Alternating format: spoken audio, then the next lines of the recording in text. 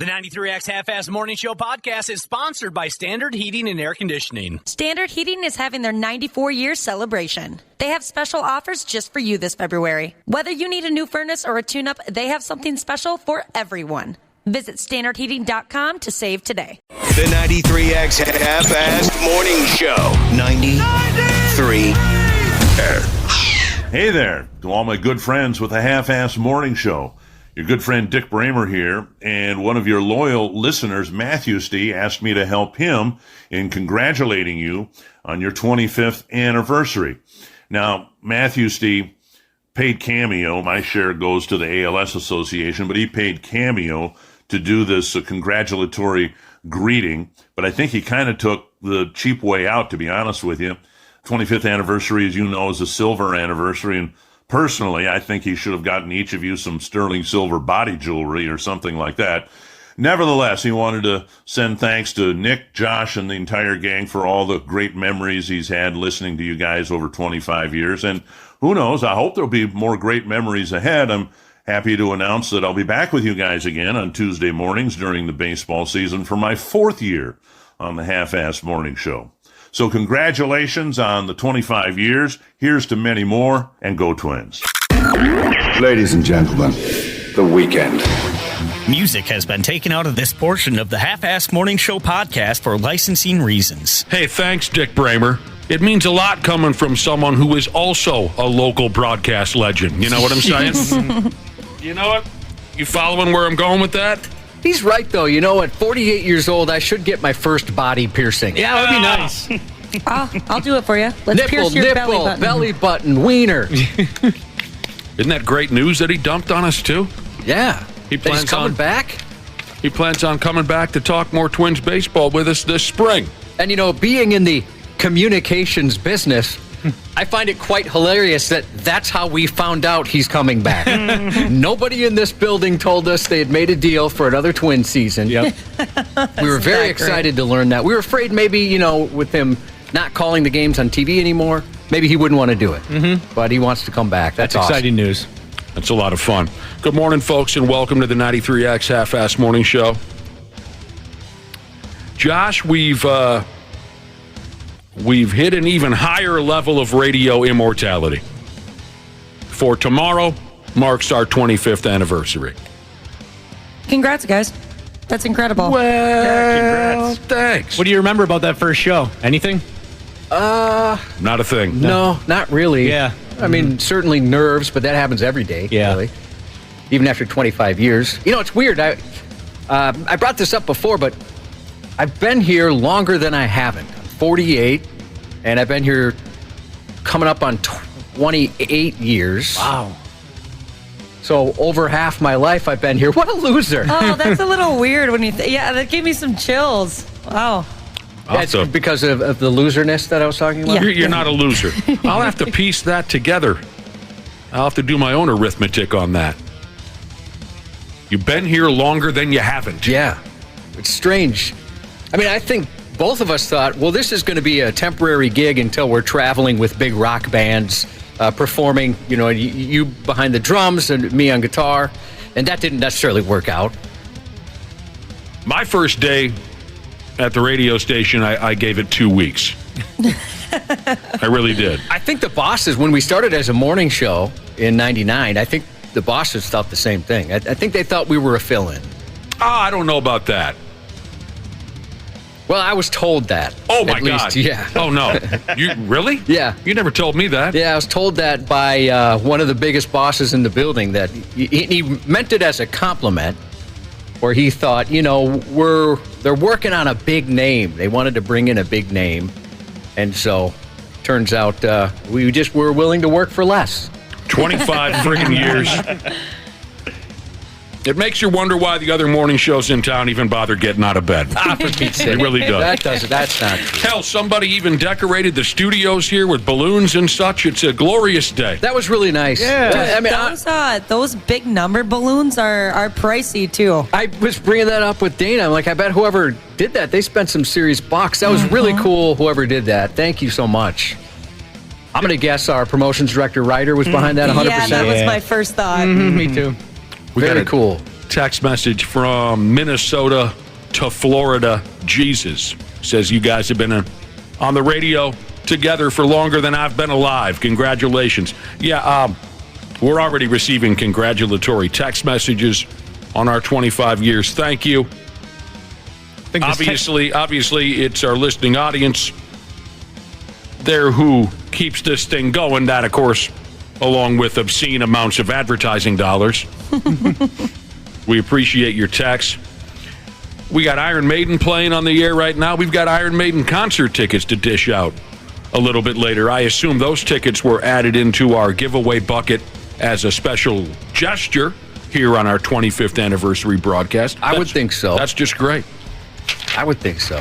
Josh, a lot of wasted years. For people that have tuned into this show, you've wasted a lot of your life.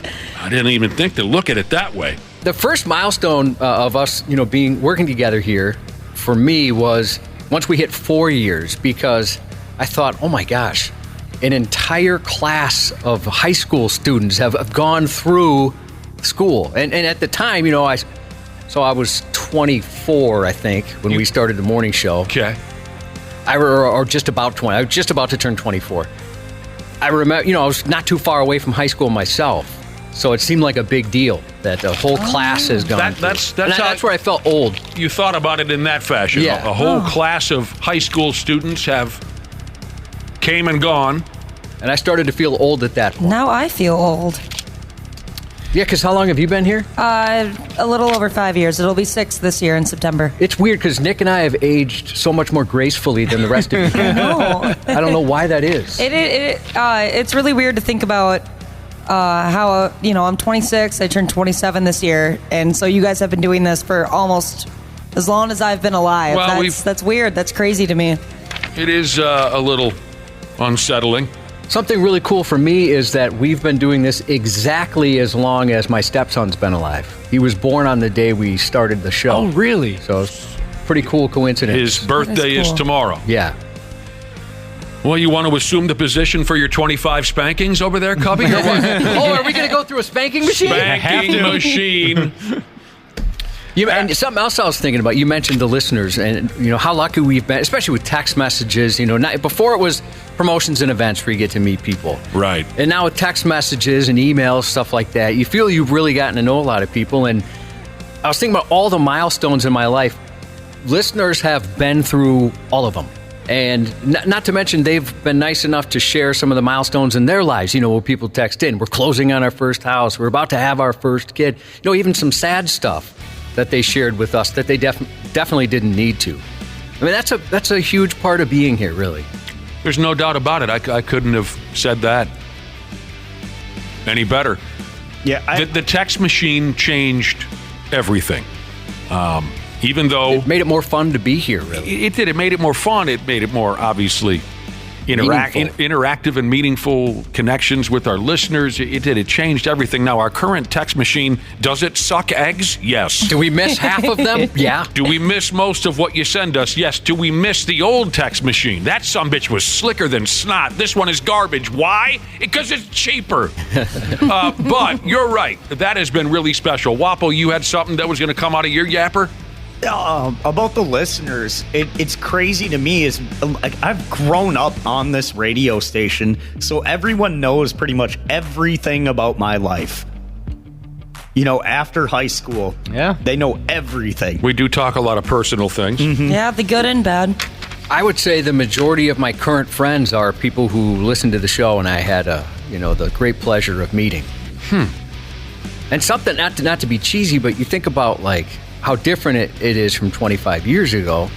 I mean, there wasn't a lot of alternatives, right? And now there's great radio stations in town. There's so many streaming services, podcasts, things like that. And the fact that people still tune in is incredible. And it's so appreciated.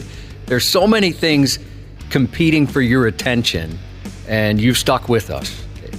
I don't know why. I don't know why it's happened, but it is so meaningful to me. That's another great point. 25 years ago, there wasn't a hell of a lot to compete with. Lots to compete with these days. So yeah, we appreciate it that much more that you dial us in every day. It's only natural, I guess, to kind of try and sum things up after 25 years on the air together. Getting up early still sucks. Every single day. It's no less miserable today than it was in 1999. It's funny, how many times over the years, Josh, has someone asked you, do you get used to getting up at 3? No. No, unless you are some kind of a sick maniac. You do not. It still sucks. Every single day, it's no less miserable than it was 25 years ago. And I bet everybody that gets up this early and has done it for work has heard the same thing. Like you said, they phrase it that way, or, well, you must be used to it by now. No, absolutely not. And you're right. Everyone else who has these hours, it still sucks. Yeah, there's nothing like at 4 p.m. going, well, I'm going to be up in 11 hours. Yeah, exactly. Day ruined. Back when we started in the business, we were taught to fear for our jobs constantly. Yep. Fear for our jobs constantly. Because what was the line, Nick? What they always say? There's a line of people out the door waiting to take your job. Right. Okay. So another interesting summation, maybe, after 25 years doing this. Even after all this time, you still feel like, God, any day they're going to fire us. Oh, absolutely. You do. The difference is between now and 25 years ago, it's much more likely someone else will hire you. Because nobody else wants to go into radio? Well, that could be part of it, but I'm just saying with your experience, you're much more likely to be hired by somebody else. That's the only... You mean, you've been here so long. Right. We scored a lot with chicks. Met my wife because of this show. We've had to battle our way through a lot of morons. We've worked with some of the best people I've ever met, and quite the opposite, that's for sure. Radio is loaded with morons. We've met some great people, too. Listeners, co-workers.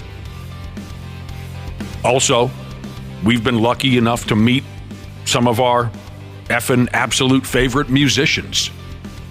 I mean, of course, I was never smart enough to bring a camera with me. I never think about that either. No, but, I mean, my damn. Bruce Dickinson, David Coverdale, Kiss, AC/DC, Metallica, Megadeth. Who am I missing? Ozzy Osbourne. Well, Def Leppard. God help us. We could keep going. I mean, Stone Cold Steve Austin. Kurt Angle. Ric Flair. Mick Foley. Randy Shaver. Where'd everybody go on that one? Randy Shaver? Being a couple of guys, Josh and I, who grew up, big time hard rock enthusiasts and whatnot. It's stuff that I never dreamed was possible. I've been real lucky. If Josh wouldn't have shown up, I likely would have left the business many, many, many, many, many years ago. And that feeling is more than mutual. I wasn't terribly happy in radio in the early days. I wasn't. But you showed up and we clicked instantly. That's another... I would have gone back to driving Zamboni. I really would have. That point is obvious, but it does need to be said. I got to work with, and I get to work with my best friend in the entire world. You can't, for all the other stuff that comes up, the getting up early, things like that. The morons. Right, the morons. Don't forget the morons. The morons, we've waited it out together. And I don't care what I do in life, as long as you and I are working together, I'll be happy. That's all I need. That's it. That's cute. It's a beautiful thing. So, and I know we're pissing some people off saying, get back to jokes. But you know what? Hey, it's 25 years. Yeah. We're doing our best. It deserves to be recognized and talked about. And we're just, like I said, so appreciative. Because, honestly, if people didn't tune in, we wouldn't be here. So, if our word means anything, if you're working somewhere, this could apply to your personal life and all kinds of other things. But if we're just talking about work, if you're in a situation where you're not happy, you never know when things might turn around for the better. Because I was about ready to walk out the door. I was miserable for the most part. You never know when things might turn around and you'll find somebody or something that clicks and makes it all, a lot easier, more fun, more worthwhile. And we've mentioned this before, but our strategy... The morons? Yes, you wait the morons out. That's right. Wait them out, because they'll either get rid of themselves, right, or eventually a boss will figure it out. Yep. Sometimes it takes longer than you would have thought or even dreamt, but it eventually does happen. Sometimes there are people who have done so many things to get fired, and they don't get fired. You just gotta wait them out. Although it's such a litigious society now, maybe it's a little more difficult. 25 stinking years. And what a day to announce our retirement. Oh! Thanks, everybody. Thanks so much. Goodbye. Good night, Minnesota. We'll check in on you from time to time. I'd flip something over if you guys announced your retirement. Well, it's if we're lucky, it's going to happen someday. I mean, this sumbitch ain't going to go forever. I hope we're lucky enough to do that. I really do. My thought has always been that I'll die on the air because I'll, mismanage something terribly along the way. I'll get into some level of trouble where I'll have to be doing what I'm doing right now when I take my last breath. I hope that someday we can have a retirement program. Oh, if you think I'm a relentless, arrogant douche now, wait till we're building up to our retirement show. What do you think they'll give us, like a pen? A Cumulus pen or something like that? Kick in the ass. Yeah, probably. A kick in the ass. So there you go. What do we got going on otherwise on our 25th anniversary? Oh, and by the way, there are celebrations planned and special little things being planned for our 25th anniversary. The entire year here marks 25 years, so the bosses are planning this and that. Stay tuned. We might have some parties and this and that,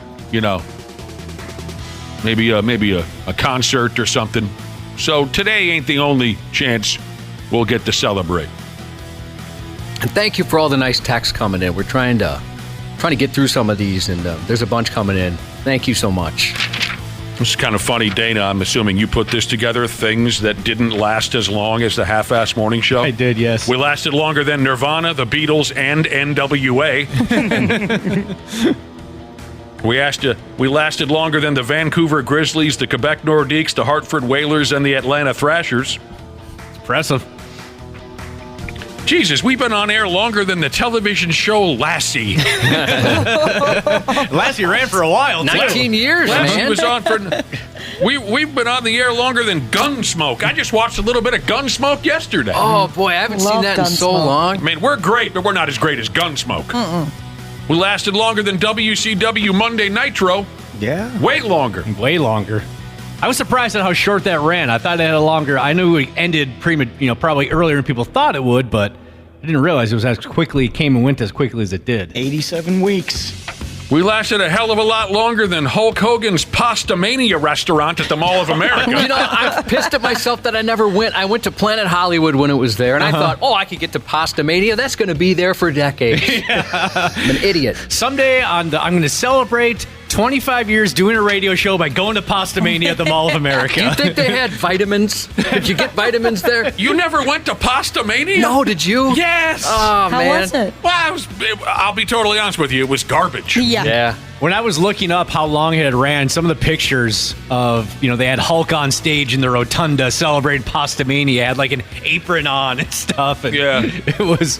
I pictured the spaghetti like basically just ketchup on top of noodles. Dude, your grade school made better spaghetti. I'm serious. I mean, this was a long time ago. And maybe I was too excited to be there, right? I mean, I was. I remember walking up on the place. They just had a cardboard cutout of Hulk and some sad employees behind the counter. Can I take your order? I'm like, this is it? I thought when I walked up, the WWF theme song would play, and maybe Someone rips your shirt off or something. Hacksaw Jim Duggan would be back there stirring a pot. I don't know what. Measured your pythons on the way in, and you compare them to Hulk Hogan's. But it was no different than any other little fast food kiosk or whatever, and I got a plate of spaghetti, and I just thought, well, this is awful. Dang. I think we had better ideas in the last 15 seconds than Pastamania probably had in its lifetime. I also never went to Dick's Last Resort. Oh, I went there once. no. Did you? I don't know what that place was fun. What the That's hell where does that They mean? rip on you, right? Yeah. They're like terrible to you. This was where? Right next to Hooters at Mall of America. That's not there anymore, right? No, it went into the place where Planet Hollywood used to be. Yeah. And it was the waiters and the servers would just roast you the entire time. Well, this must not have lasted long at all, because I don't even remember hearing about It it. was around for a while. Yeah. Dick's Last Resort, and the Yeah. gimmick was you walk in and they make fun of you. I guess so, yeah. Yeah, they give you a little silly hat, Yeah, and then you they write an insult on it. Yeah, you basically wear like a paper bag and they would write an insult about you on the bag. And a lot of times they would go to girls and be like, great, D-esser. I've heard what? D-esser. Or like, derogatory stuff. Jesus. Yeah. Wow. I heard Yeah, they're they brutal. didn't hold back. By the way, I've never done it, but I bet I would be a great one. Oh, my God. I don't brag about a lot of stuff, but I'd imagine I could work my way around a penis. Use a lot of teeth, Josh. That's the key. Let's take it easy here. Good Lord. Come on, class it up. It's 25 years. Teeth. Dad fights coming up later. Brad Ryder and Randy Shaver. What else? What am I missing? Gosh, that's really it, right? That's all right. Yeah. It's all right. Big ball game this weekend and all that. I love how during the football season we prayed for days like today. What do you Meaning- mean? Like we had so much stuff to do during the football season on Fridays. And now finally we're like, wait, we just have dad fights today? I'm Weird. all right with that. Oh, It yeah. feels weird. Yeah. It feels great. We don't like talking to people. No. It's packing too much things in. Yeah. Too many activities for this show in one day. Anything else going on that I'm forgetting about? Boy, that's it. I'm excited to give away those Iron Maiden tickets. I'm wearing my Iron Maiden sweatshirt today, Saw that. so I can't wait. Even if it goes to a huge fan or somebody that's not familiar with them, both would be awesome. I think both sides. I'd love somebody to get educated on Iron Maiden. Put on such a good show. Coming to town in October. Yeah, we'll get to that a little later. Josh was so excited to give away these Iron Maiden tickets, he wore his Iron Maiden sweatshirt yesterday. That's true. I did. Kind of, if you don't mind, Josh, would you tell us about a conversation you shared with our coworker Bill on the topic of Iron Maiden? Oh yeah. So Bill, he handles our website. He handles our podcast. Awesome guy. Absolutely love. He is one of the nicest guys. Speaking of being here for 25, actually we've been here longer than 25 years, but speaking of, how long Josh and I have been working here, he is one of the good guys of all time. He is. And we've asked him to be on the show many times, and he has said no many times. But maybe someday. Maybe someday we'll get him a part. I don't know why. So he doesn't like us that much. Yeah. But anyway, you traded some this and that with Bill. I thought it was pretty cute. Yeah, I've said, hey, Bill, there's my friend Bill. And he's like, co-worker. Yeah. We're co-workers. Right. That's about it. So he sent me a picture of the Iron Maiden Best of the Beast CD, right? A Greatest compilation hits. of their greatest hits. Yeah. And I said, dude, as you said, Wapple, I was wearing my sweatshirt yesterday, which Nick was nice enough to buy me. Oh. This is a perfect day for that, as I wore my Iron Maiden hoodie today. I'm excited for you. I was super excited he was going to be able to do that. So he's going to... Was the message more or less he was going to dive into and listen to Iron Maiden? Because he wasn't too familiar with it. Because knowing Bill's into all kinds of 60s stuff. I think Bill's favorite all-time artist is Brian Wilson from the Beach Boys, and I have no problem with that. Brian Wilson is so Bill's not a big heavy metal guy. Not really. I mean, he listens to a lot of stuff, but yeah, he's not. He knows how much you and I love Iron Maiden, and so he's like, I'm going to listen to these guys so I can talk Iron Maiden. Going to take a crack at it. So I had mentioned, hey, how crazy is this? This is a perfect day for me to support you. I've got my Iron Maiden hoodie on, and he said, whoa. Then are you listening to the best of the Afghan Wigs? Because I wore my one Afghan Wigs t-shirt today. No, I wasn't that lucky. The Afghan Wigs. I mean, I've heard it said out loud, but I have no idea what it means. Yeah, you know what? I guess I'm trying to think, what's their big song? It's funny. Are you kidding me? Afghan Wigs. You could give me another 25 years to come up with that. No and idea. I'm assuming they have a big. Well, they must. They're well known. But I couldn't tell you. They're or number one song. You have to ask somebody who works in radio. They came up on a TV show I was watching last night. I'm like, I haven't heard that name in a while. Now I've heard it 2 days in a row. That's pretty nuts. Oh, really? Yeah. Uh-huh. All right, so today is just the beginning of the celebration of our 25 years here on the Half-Assed Morning Show. It officially kicks in tomorrow, but we got more to come. Like I said, we've got some bosses planning this and that for us. Maybe we can get a big party going, but for on-air purposes, this is a big one today, and we appreciate it very much. We appreciate all the text messages. We got dad fights to do at around 8 o'clock this morning. Yes, and I hope our wives reward us appropriately for 25 years. With a little swapping. Oh, I hadn't considered that, but I mean, I guess if they're open to it. Yeah, I think they should as well. So we're going to get things started here for real in a minute. We'll take a break and come back before you know it on the Half-Assed Morning Show. Half-Assed Morning Show. They're loud, they lose control, they do their little circus act, they're a nuisance. 93X. Our experienced and certified technicians at Standard Heating have been trusted to keep our fellow Minnesotans comfortable and confident for over 90 years. We're ready to do the same for you, providing comfort you deserve since 1930. Standard Heating is having their 94-year celebration. They have special offers just for you this February. Whether you need a new furnace or a tune-up, they have something special for everyone. Visit standardheating.com to save today. The Ed Milet Show showcases the greatest peak performers sharing their journey, knowledge, and thought leadership. This is one of the all-time best pieces of advice ever given on the show. Author and coach Tony Robbins. You don't experience life. You experience the life you focus on. Singer Jason Derulo. My happiest moments have always been in the grind. Singer Jewel. I think healing is a gritty job. It's you looking in the mirror and going, what do I got? No one's coming for me. I'm coming for me. The Ed Milet Show is available on YouTube or wherever you listen. Stupid news on the Half-Assed Morning Show. All right, here we go. We mentioned earlier that we're celebrating our 25th anniversary today on the Half-Assed Morning Show. And we've gotten so many text messages congratulating us. If we're unable to respond to each and every one of them, then I'll just cover it now by saying thank you, everybody. Thank you for all the messages you're texting in. It means a lot. You've always meant a lot. So that's really been cool so far, reading all the messages. 25 years together, Josh and I. Some folks have been texting in, what's your best and worst moment? Those are tough questions. I don't know, maybe give us some time to think about that.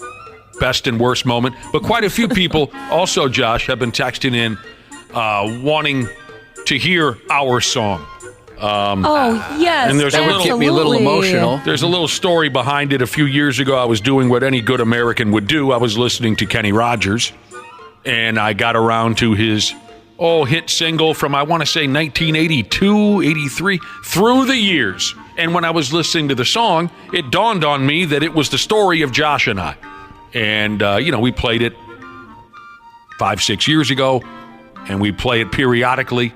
And a few people have asked if they could hear at least a little piece of our theme song through the years, whenever you feel like dumping it in, Cubby. Yeah, I was going to ask, so do you want to do it we typically play a song after Shaver. Do we want to do it then? Do we want to do it at the very end of the show? In its entirety? Yeah. Wow, I think it'd be a cool end of the show type of a moment. Yeah. So there you go. We could play the chorus right now, just a little teaser. Tease it. If you don't mind. You can never play too much Kenny Rogers. Tease a bitch. Music has been taken out of this portion of the Half-Assed Morning Show podcast for licensing reasons. Oh, I'm such a softie. It makes me tear up a little. I would never picture you as a softie. No. Appreciate all your messages. We really do. All right. Let's jackhammer the stupid news here. And this should be fun because we're all going to get to share some wild-ass party stories from when we were teenage kids. Ever throw a party while your parents were away when you were a teenage kid? Nope. My parents never left for that exact reason. Never left either. Yeah, they knew you well enough, Ashley. They knew their baby girl. Nope for Cubby, nope for Ashley, nope for Wapple. What about you? No. You never threw a party in your high school years when your parents... You guys are losers, man. My parents were never really gone on the weekends. Jesus, you unlucky bastards. I know. It's not like I didn't go to parties. I just didn't have to deal with the ramifications hosting them. You don't have to holler at me about it. You don't have to get all pissy about it.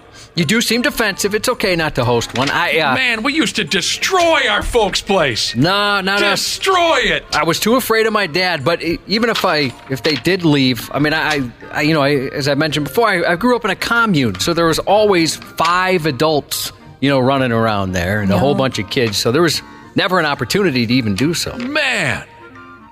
All right. Well, I got to tell you about this effing nightmare. A teenage beer party that went sideways. It was so effed up it made the local news in Cincinnati, Ohio. That's what you know is a hell of a party. It made the friggin' news. A local TV station over there talked to a mom named Bridget Strahan. Bridget Strahan. They had her on the television after her kid's party got a little out of hand.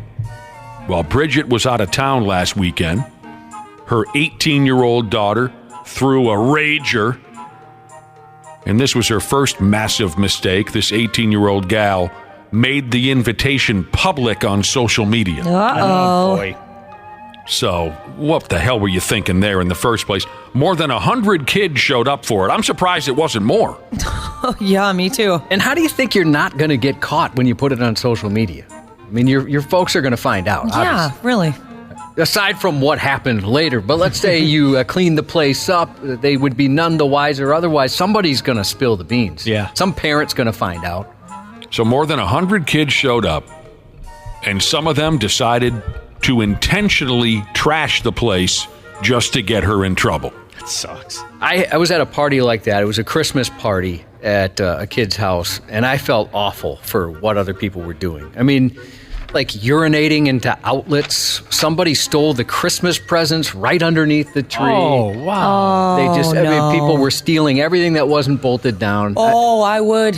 And I would kill. And the guys that lived there, was brothers, they were dicks. I mean, they were. But at the same time, nobody deserved that. And, I thought about the family. Like, the family doesn't deserve that. Yeah. People were just terrible. I'll go ahead and admit that me and my pals, we did do some bad things. At other folks' parties, we did do some bad things. Vandalism, we stole, we did. I'm ashamed to say it now, but we did. Well, you're just a dumb kid. Dumber than average, even. So, I mean, okay, these random kids showed up because they saw it on social media. They decided to intentionally trash the place just to get her in trouble. But also, I think the fact that, you guys tell me if I'm wrong because I know so little about social media, but if you throw this kind of thing out on social media, I'm guessing the kids who show up, they are going to record it with their phone, right? Yep. For their own social media clout, right? Certainly. Look how hard I party. Look how crazy I am. All that stuff. So that comes into play as well. Oh, that makes me real quick. That just makes me very thankful that even, I'm only 26, but when I was going to parties and stuff, it wasn't like not everybody had their phones out recording everything all the time. Oh my gosh, I can't imagine what would be out there. Digital cameras were a big thing when I was in high school, and I'm glad all that footage has since hopefully been deleted or lost along the way. But then again, the other side of that coin is, man, I mean, Ashley, you should have seen what we got away with when we knew nobody was looking. You know what I mean? Yeah. I mean, I see what you mean, but at the same time, when we were going to high school parties, there was no fear of being recorded. You never thought about that? No, because it didn't exist, at any rate. The mother here said, if it was a broken vase or something, she wouldn't have been too mad. But she says this was legitimate vandalism. They ripped her kitchen counters off the wall. Oh, my God. Do they mean cabinets off the wall? No, so they were jumping up and down on the counters, and so it's separated from the wall. Gotcha. They smashed a guitar like they were Jeff Jarrett, I guess. They poured booze in her washing machine. They super glued cups to the countertops. Some idiot kid ate one of her plants and then puked it back up. That part did kind of crack me up. Yeah, that's Dana, good. I see you as a plant eater. Plant eater for sure. He said the quarter. What's Dana? Oh, he's eating plants again. You're kind of built like a giraffe. I can see you just eating leaves right off a tree. The derelict kids also, this is where it went to a higher level.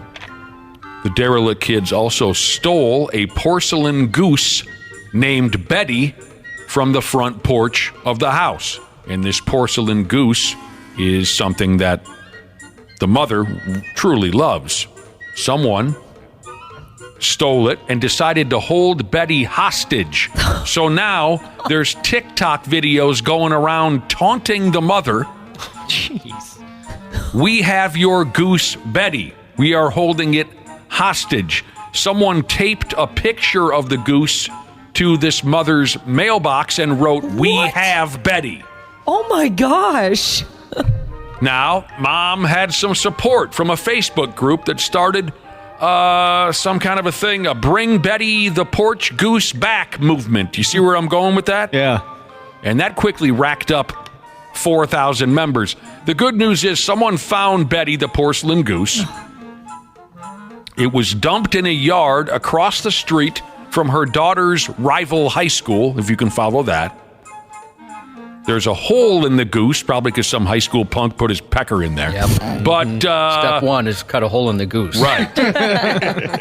But they got the goose back. It's still in one piece, aside from the hole. Mom, Bridget, thinks she has a pretty good idea which kids trashed her house. And she's in contact with the cops. And I'm guessing the good idea that she has as to who trashed her house comes from social media videos. Yeah. So they could face charges for this. They really just destroyed the joint. One of my best buddies from high school, his older sisters were pretty wild, and they would throw parties all the time. And the parents were aware of most of it, and so there was definitely tension between the older sisters and the parents. And my friend was, 7 years younger, right? So we were a lot younger than these girls. We kind of looked up to them in a way. Oh, I bet you wanted to go to those parties so bad. Absolutely. Well, I was scared too, but yes. But one time they got caught because all of a sudden my friend's dad, he's looking around, he's like, "There's footprints on the ceiling." They were like Lionel Richie. They're dancing on the ceiling at this party. That's how you do it. They were trying to figure out how the heck did that, because it wasn't like a keg stand, because you still got another 2-3 feet or whatever up there. But yeah, there was footprints on the ceiling somehow. Yeah, I mean, there were some bad things.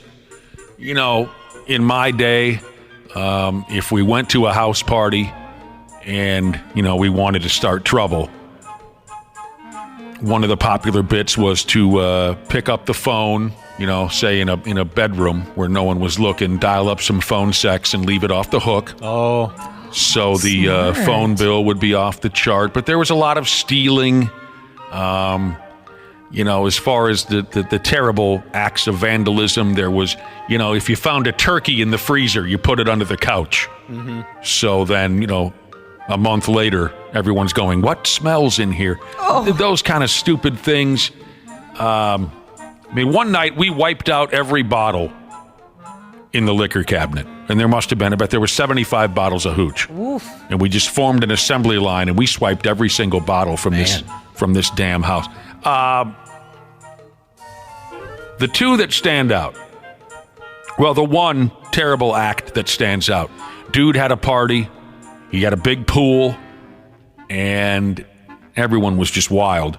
We found down the hill from this kid's property, we found one of those big-ass cable spools. Do you know what I'm talking about? Yeah, those are expensive. Mm-hmm. Big. It was empty. Those are heavy, too. Yes, it was. Oh. Big. It was an empty cable. Okay, empty one. Yes, empty, but still very heavy. Yeah. A few guys rolled that sumbitch up a hill and into the kid's pool. Oh, dude. Dude, no. That sounds fun. It sinks to the bottom. No. That was one of those moments, even as a 17-year-old, I went, yeah, oh, God, what have we done? You know what I mean? Because they're going to have to drain the pool. I don't know how you get that damn thing from the bottom of an 8-foot pool. We don't know. Almost a crane. We walked away from it. We walked away from it. Just terrible. I remember 8th grade, a friend of mine had a party, and the most popular spot in the house was the dad. Somebody broke into the dad's liquor, porn, and gun cabinet. Dude, what a combo! No. That amount of temptation. You're not going to keep those kids out of there. Mm-hmm. Guns. No, that would scare the living hell out of me. That's the first, back then you just really didn't hear as much about it. So I just trusted, this drunk 8th grader, he'll be fine with that gun. I saw plenty of vandalism, kind of similar to what you guys have said, but I know one specific story that'll break Nick and Ashley's hearts. They had this really nice pool table, isn't it? They took the really nice pool table. They somehow got it outside, and then there's a pond in the backyard, and they were throwing the pool cues like javelins and throwing all the balls into the pond. I'd kill somebody. God, I had a buddy. That's not cheap, man. No, that's terrible. That's thousands of dollars. Oh, did everyone have that buddy from high school who every time he had a party, his house would get destroyed, but he just kept coming back for more? No. Yup. Oh, Never man. made sense to me. Because, number one, for my example, this was a pretty good buddy of mine. He was just so easy to influence. Mm-hmm. You could talk him into... Every time he had a party, a window would get blown out or the carpeting would get set on fire, and he would just be furious. And he'd come back to school on Monday and say, "That's the last friggin' party I ever have. You guys are a-holes." And then 3 days later, he'd say, "Yeah, my folks are going out of town." We'd say, "Yeah, are you thinking about having a party?" "Hell no, I'm never having another." "Come on, dude. These chicks will show up." "Okay, fine. We'll do one more party." And then it would get... and he had his pool table. Some dildo tried to make a trick shot, and he tore all the felt up. Dude. Oh, God. This poor guy, he would flip out, but he was just so easy to talk back into. Last winter, there was a family. They must have been out of town. They left the kids at home because it was, 3 days in a row of beer cans just littering the street absolutely everywhere. And my wife called me, and she's like, "Hey, pay special attention when you drive by the house when you leave tomorrow morning." So I went. There was frozen vomit all over the street. It was disgusting. There must have been like 10 kids out there that decided, this is the puke spot. Yeah. There was so much of it. There's already puke here already. I should have took a picture. I never think of that. I should have took a picture. When my brother and I used to have high school parties, we did have to spend time chipping up frozen vomit to eliminate the proof from when our mother returned. We didn't want to. We would be out in the driveway chipping up frozen vomit so Mom couldn't wheel up. And one more, real quick, one more. Who was it that, Josh, someone said something about being scared to go to a party? That was me, yeah. This was a story that was told to me from a guy that was a couple years younger than my brother and I at Wayzata High School. I ran into him, and I hadn't seen him in many, many years. But, my brother and I did run in kind of a wild crew. A lot of drinking and fighting, and we had a little bit of a reputation. We did run in kind of a wild crowd. And so this guy, a couple years younger than us, I run into him a couple years ago, hadn't seen him in years, and he says, back in high school, he said, you guys were, pretty buck wild, but, you weren't so bad. Once I got to know you guys, I really had a good time. But he said at first it was kind of intimidating. And he told me this story where, so he was a 10th grader, my brother and I and our friends were 12th graders. And, we had sort of become friendly with these guys, but he walks back to his locker, and there's his best friend. And this guy says to his best friend, he says, "Hey, I heard about a party tonight that we should go to." And his best friend says, oh, who's having the party? And the guy says, "Well, it's the Bourne brothers." And his buddy goes, "What? Are you crazy? Those guys beat each other up for fun." "I'm not going over there." And they go, "No, it's going to be cool. There's no way I'm going over there." They did end up coming. And I do remember when they first came to one of them. But that line just cracked me up. Those guys beat each other up for fun. And we did. We were morons. All right. What do I got going now? Well, this is a ripoff. Speaking of our younger days, remember when you used to say that a lot? Oh, man, ripoff. I mean, I guess some of you might say this is what you get for getting involved in something so dorky. I don't know. A Frenchman spent 8 years building a 23.5-foot tall model of the Eiffel Tower from matchsticks. Do you understand what I just said? Yeah. It's beautiful. He spent 8 years building a 23.5-foot tall model of the Eiffel Tower out of matchsticks. Now that's top-level nerd stuff right there, huh? Yep. But his application for a Guinness World Record was rejected because of the type of matches that he used. Oh, no Can you imagine? I would just knock it over. Well, start over. You know what? I've spent 8 years of my life making this. Let's make it flammable. I'm going to build it with matchsticks. His name is Richard Plod. He used 706,000 some odd matchsticks to build this massive model and applied to have the damn thing certified as the world's tallest matchstick sculpture. The old record was it's still the current record, was a 21.5-foot, also Eiffel Tower put together with matchsticks. That was put together back in 2009, so the current record is 21.5 feet. This sumbitch puts together the 23.5-foot Eiffel Tower made of matchsticks. But he received word from the Guinness people that his tower was disqualified because the rules state the matches used in the sculpture must be commercially available. He initially started his sculpture with store-bought matches, but ended up using headless matches. Oh, I could see that changing things. Yeah. So, he was told, your 8 years of work will not be recognized. I would not want to be the person that had to tell him that. Mm-hmm. Yep. What a heartbreaker. Now, there could be light at the end of the tunnel. A guy by the name of Mark McKinley, director of this and that at the Guinness World Records, said they're going to go ahead and review this whole deal to see, if they can come up with an exception to the rule. Give a Frenchman a break, will you?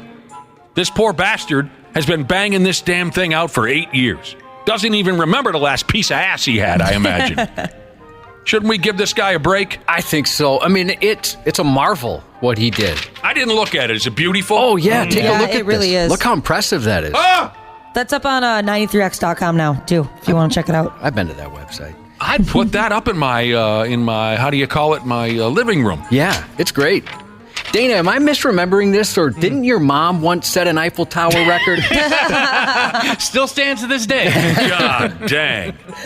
I'm sorry, Mrs. Wessel. It was just for comedy. And you get it so often that I feel like you need to just kind of just get the stress out and give it to somebody else. Yours is the only one I feel safe going after because I feel like she'd be okay. She's got a sense of humor. All right. I'm sorry, Mrs. Wessel. It's for comedy. I've certainly heard of porch pirates, right? Low-life ass bags who steal stuff from out front your house. I think this is the first time I've heard of a food pirate. Like a professional dine and ditcher kind of a character. I've never done that. I'd feel too guilty. We did it once, and it was instant regret. I saw it happen once at the Perkins in Apple Valley. A bunch of drunk kids, and they go like one at a time. They all go start sprinting out. And there's a cop just in the parking lot. So not only do they have to pay their tab, they also got like public intoxication tickets. I think some of them had keys in their hands, so that was like intent to drive. Uh-oh. And they all just got destroyed by the law, as they deserved. Karma's a bitch. Yeah, in high school, we went to our neighborhood Pizza Hut, and we dined and ditched. And, I mean, as we were running to our cars, we were all just laughing hysterically. We were having so much fun. And then we got in the car, and somebody said, "You guys, do you realize this means we can't go back to this Pizza Hut?" And then it dawned on us how dumb this was. We loved you ruined it. Pizza Hut back in the day had the personal pan pizza for like $1, and the breadsticks were 25 cents. And suddenly we eliminated our opportunity to ever go back and enjoy that for lunch. What a bunch of dickhead morons. And it also sucks for servers because sometimes the restaurant makes the server pay for the tab. Yup, I worked at a place that where was always that I wondered happened. about that. Yeah. Isn't that another record that Dana's mom holds? The sucks for servers. Yeah, I had to pay. One time somebody did that to me, and their tab was the group of people it was over $70. That hurt. You had to pay? Yeah, Yep. they make them do that in a lot of places. Yeah, okay, I don't understand that. I don't either. Why, You're supposed to be security too? yeah, because if it was up to me, I would chase after them. I'd have a few choice words to say, but they don't allow you to do that, so it makes no sense. Yeah, that seems just cruel. All right, so here's this guy, a notorious food pirate in the damned Netherlands. He ducks into restaurants, he sits down, he fills his fat belly, and then he sneaks on out of the joint without paying. And the story says this peckerhead's been pulling this caper at least 127 times in the last few years. He's apparently a 58-year-old man. He's all done now. He's been caught. But this is a hell of a story. Bear with me. Earlier this month, police in a town over there called Delft. That's stupid. Delft, Netherlands. Cops were called to a restaurant where a guy was allegedly trying to skip out on the bill by faking a medical condition. According to a bartender over there at the restaurant, the guy caught his attention when he started buying people rounds, offering to share his food with everyone. No, I got more coming. You have some. Go ahead, grab something off the plate. He's going bananas. But he really caught everyone's attention when he started shaking his left arm uncontrollably as if he was having a stroke. Oh, God. Oh! Paramedics were called, but when the paramedics checked the guy out, they realized he was faking it.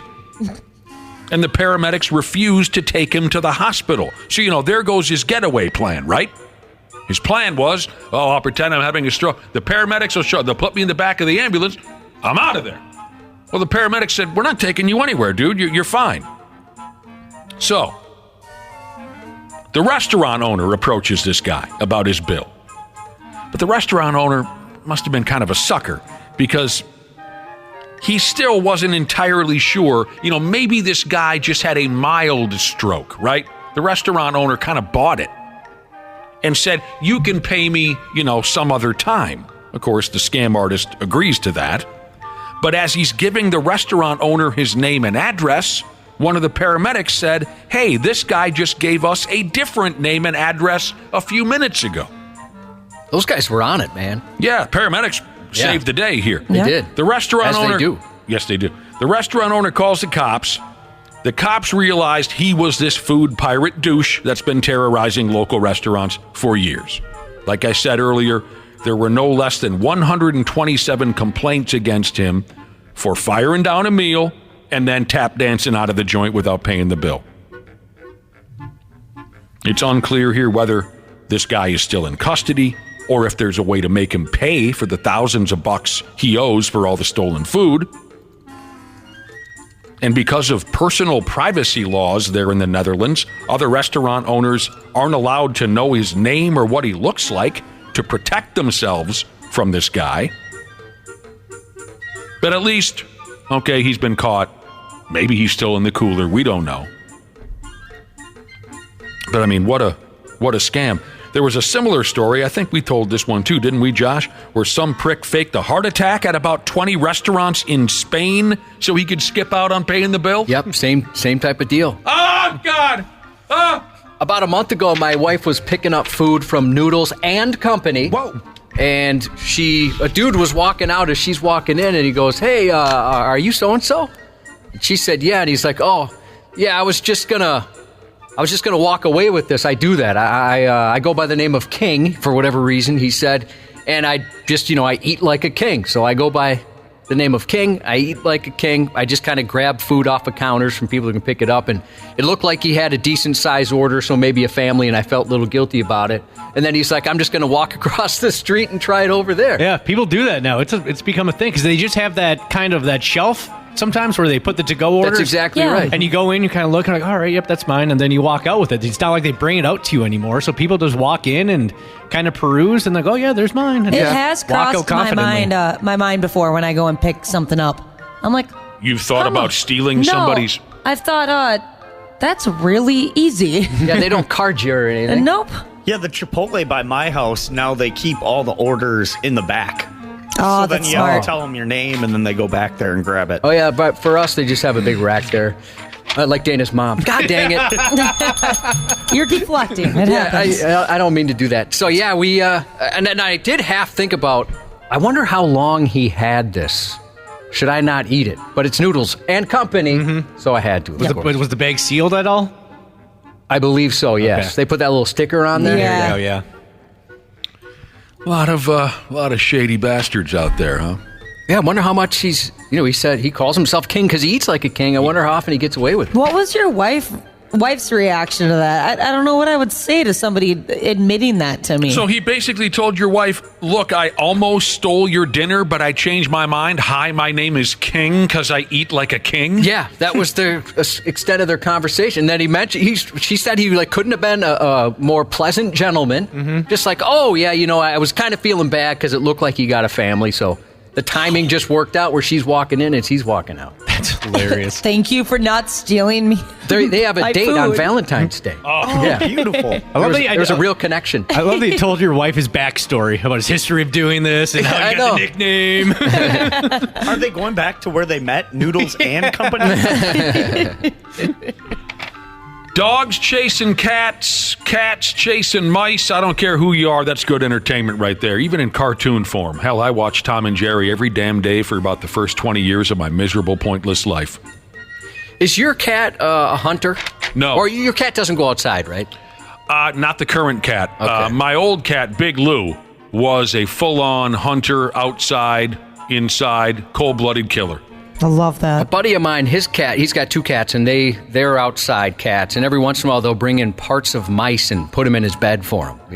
Hey, Dad, check out what I did. Here's some mouse entrails. The current one, he's pretty. How do you say it?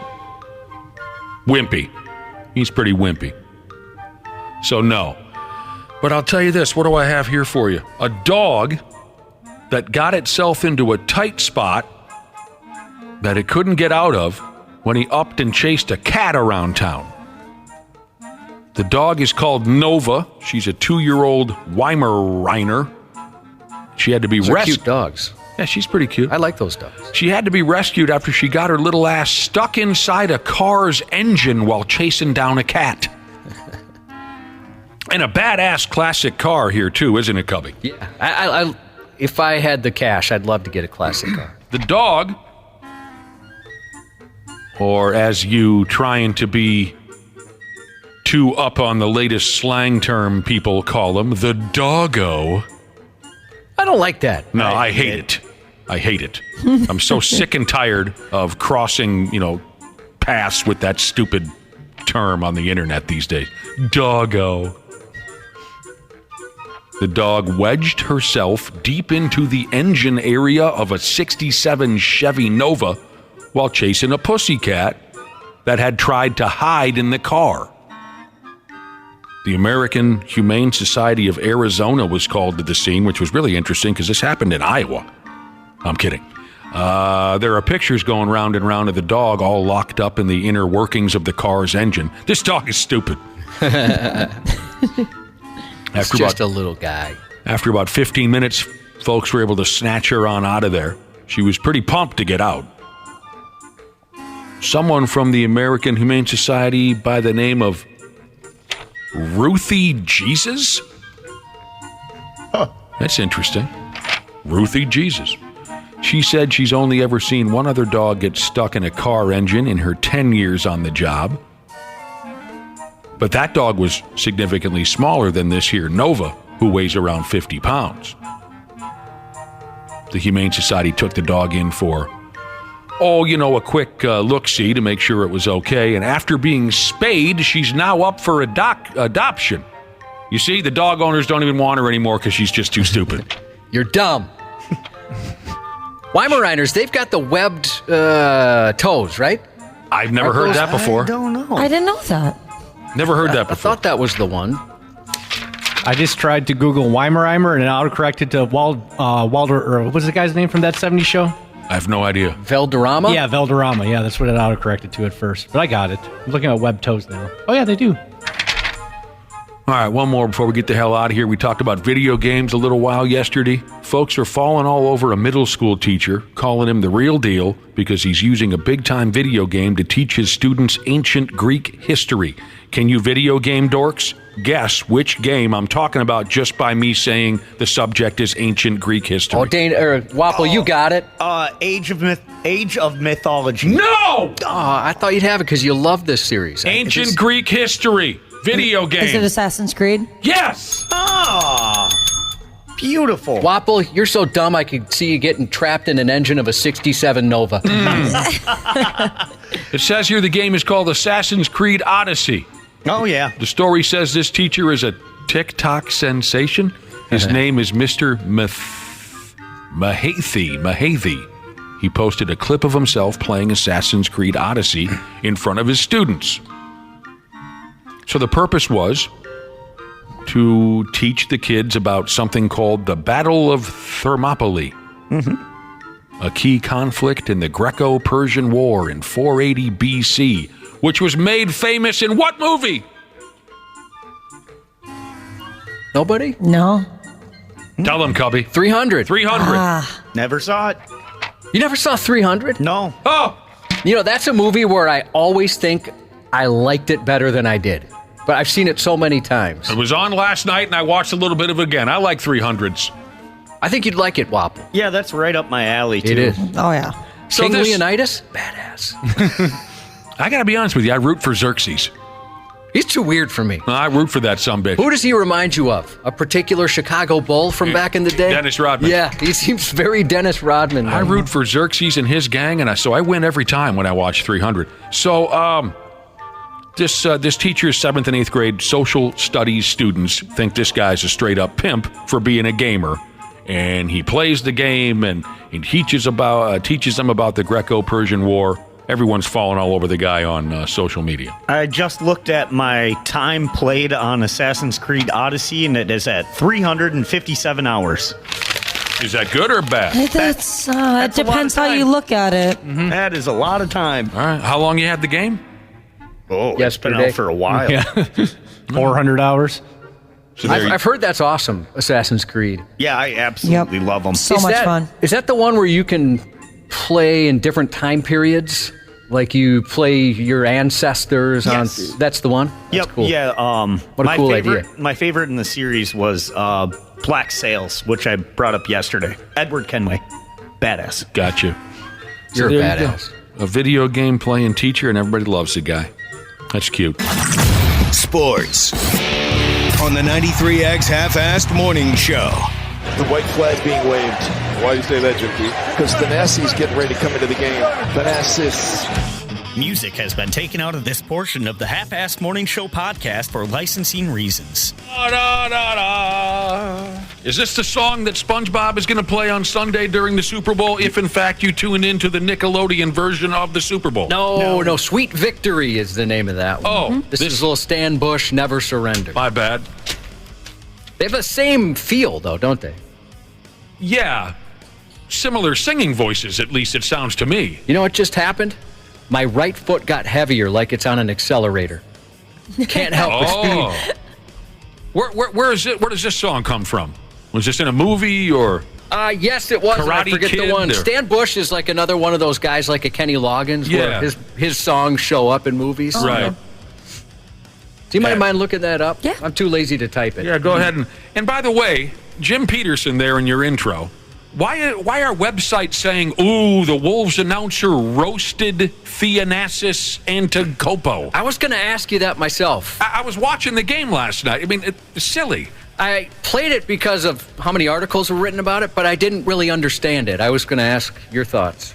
Jim Peterson, and I'm sure he's fine with all this, it's just ridiculous. I mean, websites are just looking for any reason to get you to click. Everyone knows that.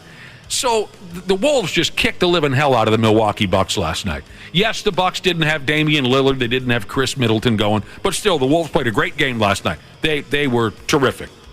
But towards the end of the game, it's time to put the bench guys. It's time to get the JV guys on the floor, right? Get the starters. It's over. The game's over. Sit down, the Greek Freak. Sit down, the other starters for Milwaukee, and put in this. He just happens to be the brother of Giannis Antetokounmpo. It's Athenas, whatever his name is, right? And Jim Peterson just recognizes, well, the Bucks are done with the starters. They're waving the white flag. They're putting in the guy's a bench warmer. They've done this twice this week to the Timberwolves announcers. What, just because he's the Greek Freak's brother? I don't know. They're calling it disrespectful? Pull your head out of your ass. The guy's not a very good basketball player. He never plays. He only plays when the game is out of hand. The other clickbait headline they had this week is Timberwolves announcer Michael Grady savagely roasted Chicago Bulls fans' oversized glasses. I don't know, you listen to this, tell me, did he savagely roast anybody? Whoa. I feel like my man ordered the Apple Vision Pros from the wrong website. That might be the biggest sunglasses I've ever seen, Jim P. Some windshield wipers on those things, man. Oh, my goodness. How do you come back from that? Wow, such a savage. You see, the website's effed up, too. They effed up because I was, as you know, also watching that game. They showed some dude in the crowd who had just this massive set of glasses. I mean, Harry Carey would have looked at those glasses and said, Jesus, those are some... Yeah, they're like sunglasses, right? Weren't they? Yeah. Yeah. So they make the comment, wow, those are big glasses. I think the biggest I've ever seen, right? What that website missed was 10 seconds later, they cut to a lady in the crowd who had even bigger glasses, and Michael Grady says, I stand corrected. I don't get it. He roasted Thanasis Antetokounmpo, the brother of... So what? The guy, he sucks at basketball. I'm sorry, but he does. There's a reason why the guy never plays. They just need those clicks. All right, I lost it now. I got all fired up. The Wolves did win last night. We'll get into that. The Pigs, by God, they have a home game tonight against Pittsburgh. Go for men's hockey's at Penn State. Go for women's hockey has a home and home with St. Cloud State. We'll talk about the big football game coming up on Sunday. And Dad Fights, I believe, part 100 plus 57 will all be on the way. Stay tuned for Josh's news. Half-assed morning show. They're loud, they lose control, they do their little circus act, they're a nuisance. 93X. Our experienced and certified technicians at Standard Heating have been trusted to keep our fellow Minnesotans comfortable and confident for over 90 years. We're ready to do the same for you, providing comfort you deserve since 1930. Standard Heating is having their 94-year celebration. They have special offers just for you this February. Whether you need a new furnace or a tune-up, they have something special for everyone. Visit standardheating.com to save today. Business has always been about turning a profit, making money. But can it stand for something more? Something beyond dollars and cents? We think so. We think that today, business has a higher calling, a purpose to be fair and just, to do right by their workers, customers, communities, and the environment. And it turns out companies successful doing that also do better for their bottom line. When you see the Just Capital seal, it means this company is a force for good. Visit justcapital.com to learn more. Half-assed morning show. 93X. I was scared. I was like, what's happening? I probably had a car wash there 50 times, if not more. I was really just about an arm's length away from my car. I heard the screeching of our tires. A quick-thinking 8-year-old girl saved herself and her baby sister in Wisconsin Sunday morning when a carjacker stole their dad's car while they were in the back seat. The girls were waiting for their dad to finish buffing their SUV after going through a car wash near South Milwaukee. 2 men inside an SUV parked nearby asked the dad for directions in an attempt to distract him while their accomplice slipped into his vehicle. Both cars sped off while the dad was shouting there were kids inside. Someone just stole my car on 27th Street with my 2 kids in the car. The stranger yelled at the older girl to get out of the vehicle, but she refused to leave her little sister behind. He opened up the car, then he bonked his head. I was like, oh, what should I do? Should I run and be a scaredy cat, or should I save my sister too? Get her a movie contract. Yep. So cute. Her father said the 8-year-old's decision to stay put and may have just saved her and her sister's lives. Police recovered the SUV and reunited the girls with their dad back at the scene of the crime. 3 men aged 21, 20, and 17 were arrested in connection with that incident. How's that carjacker doing after bonking his head like that? I don't know, that's pretty funny. And I love that she called him out on that. And also, she's 8, I'm 38, and I probably would have ran like a scaredy cat. Yeah, I think that's probably most of our... Well, you wouldn't leave a person behind. Yeah, that's a good point. You never leave a man behind. No. I mean, you're the type of person that gets left behind. Yeah. but you're not the type of person who would leave someone else behind. Yeah. What about Dana? Forget it. Just run. He's too far gone. He's literally right there. No, he's gone. No, don't worry about it. Don't worry about it. He'll be fine. He can take care of himself. No, he can't. In the heart of a mid-January deep freeze, an eastern Indiana newspaper employee was filling in for a delivery driver whose car wouldn't start in the bitter cold. It was 2 degrees at 2 a.m. Tuesday morning when Heidi Lipscomb pulled into the driveway of Bill Denny's house to drop off the Richmond Palladium item in Indianapolis Star. What? And it turned out to be in the nick of time for the 94-year-old man who actually did the same job himself as a boy. When Lipscomb stepped from the car, she saw Denny lying on his back in front of the garage. Apparently, he had slipped in his driveway. She called 911 and then took the clothes off her own back and put them on the man to keep him warm. Now we're talking. Paramedics arrived within 5 minutes and rushed Denny to a nearby hospital where he was determined to be okay. Then she went on and finished delivering the papers. If it hadn't been for Lipscomb's quick and heroic actions, the fallen individual would have likely perished, Officer Amanda Toole, who nominated her for the Richmond Police Department Lifesaver Award, said. He would have froze to death. Yeah, that's what they think. He'd been out there for a while.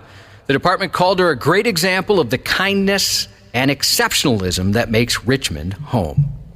The old boy went down. Yeah, right place at the right time. You know, not a lot of people probably get the paper anymore. But when you're 94, you do, certainly. And it saved his life. God dang.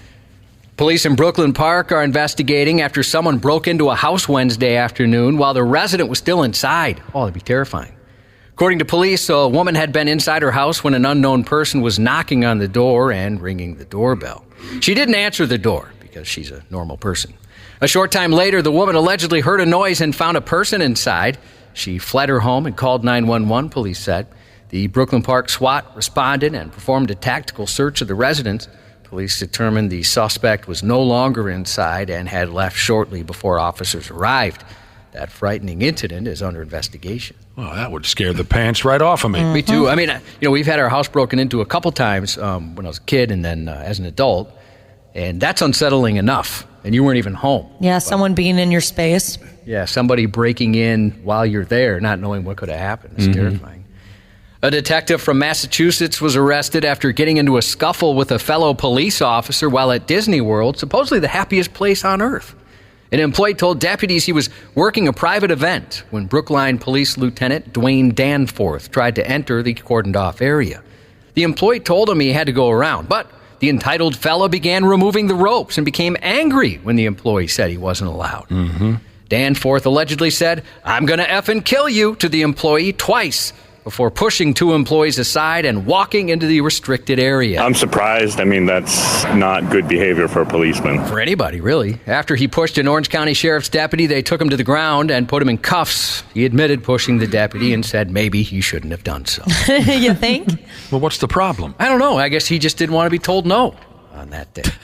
I mean, I know you're spending a lot of money, but there's certain places you can't go, unless you're him. A Delaware man's been arrested after shooting fireworks out of his truck. That does sound kind of fun. January 27th, 9:46 p.m., officers responded to a report of an individual setting off fireworks from a moving pickup truck. Surveillance footage showed the pickup truck lighting off the fireworks in the roadway while driving. The driver was then seen shooting fireworks toward and into the yard of a nearby residence. Officers said one of the fireworks was seen on surveillance striking the side of an occupied residence. Police were called to make contact with the 21-year-old man who reportedly admitted to setting off the fireworks. He was charged with propulsion of missiles, reckless endangerment, and some traffic violations.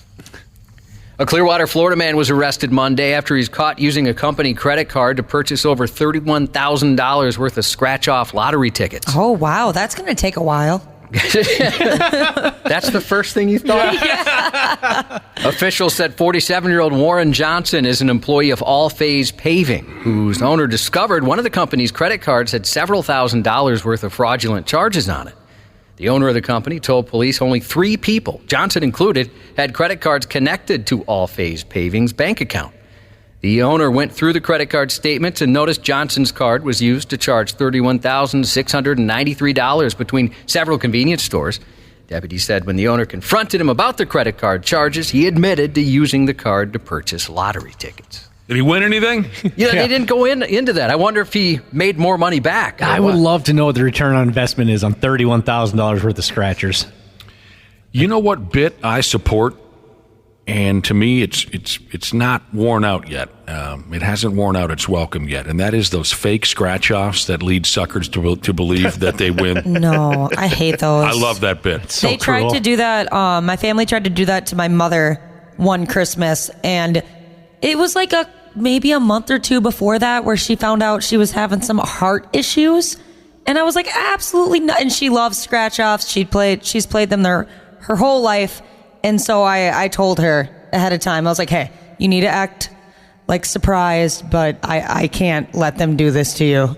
Okay, well, you got to know your audience. Yes. I'm not going to dump that on someone with a heart problem. Yeah, I was like, come on, you guys. But I was on the front lines of that bit at someone's birthday a number of years ago. The fake scratch-off ticket where it leads folks to believe that they just won $30,000, and I think it's a riot. I'm still on board. I'd feel pretty bad about it. To the point where I'd somehow get a second and third job and raise $30,000 and give it to them. Typical Josh. That is your style, but I would feel absolutely terrible. Come on, it's or hilarious. I'd spoil it before they started scratching. All right, this is fake.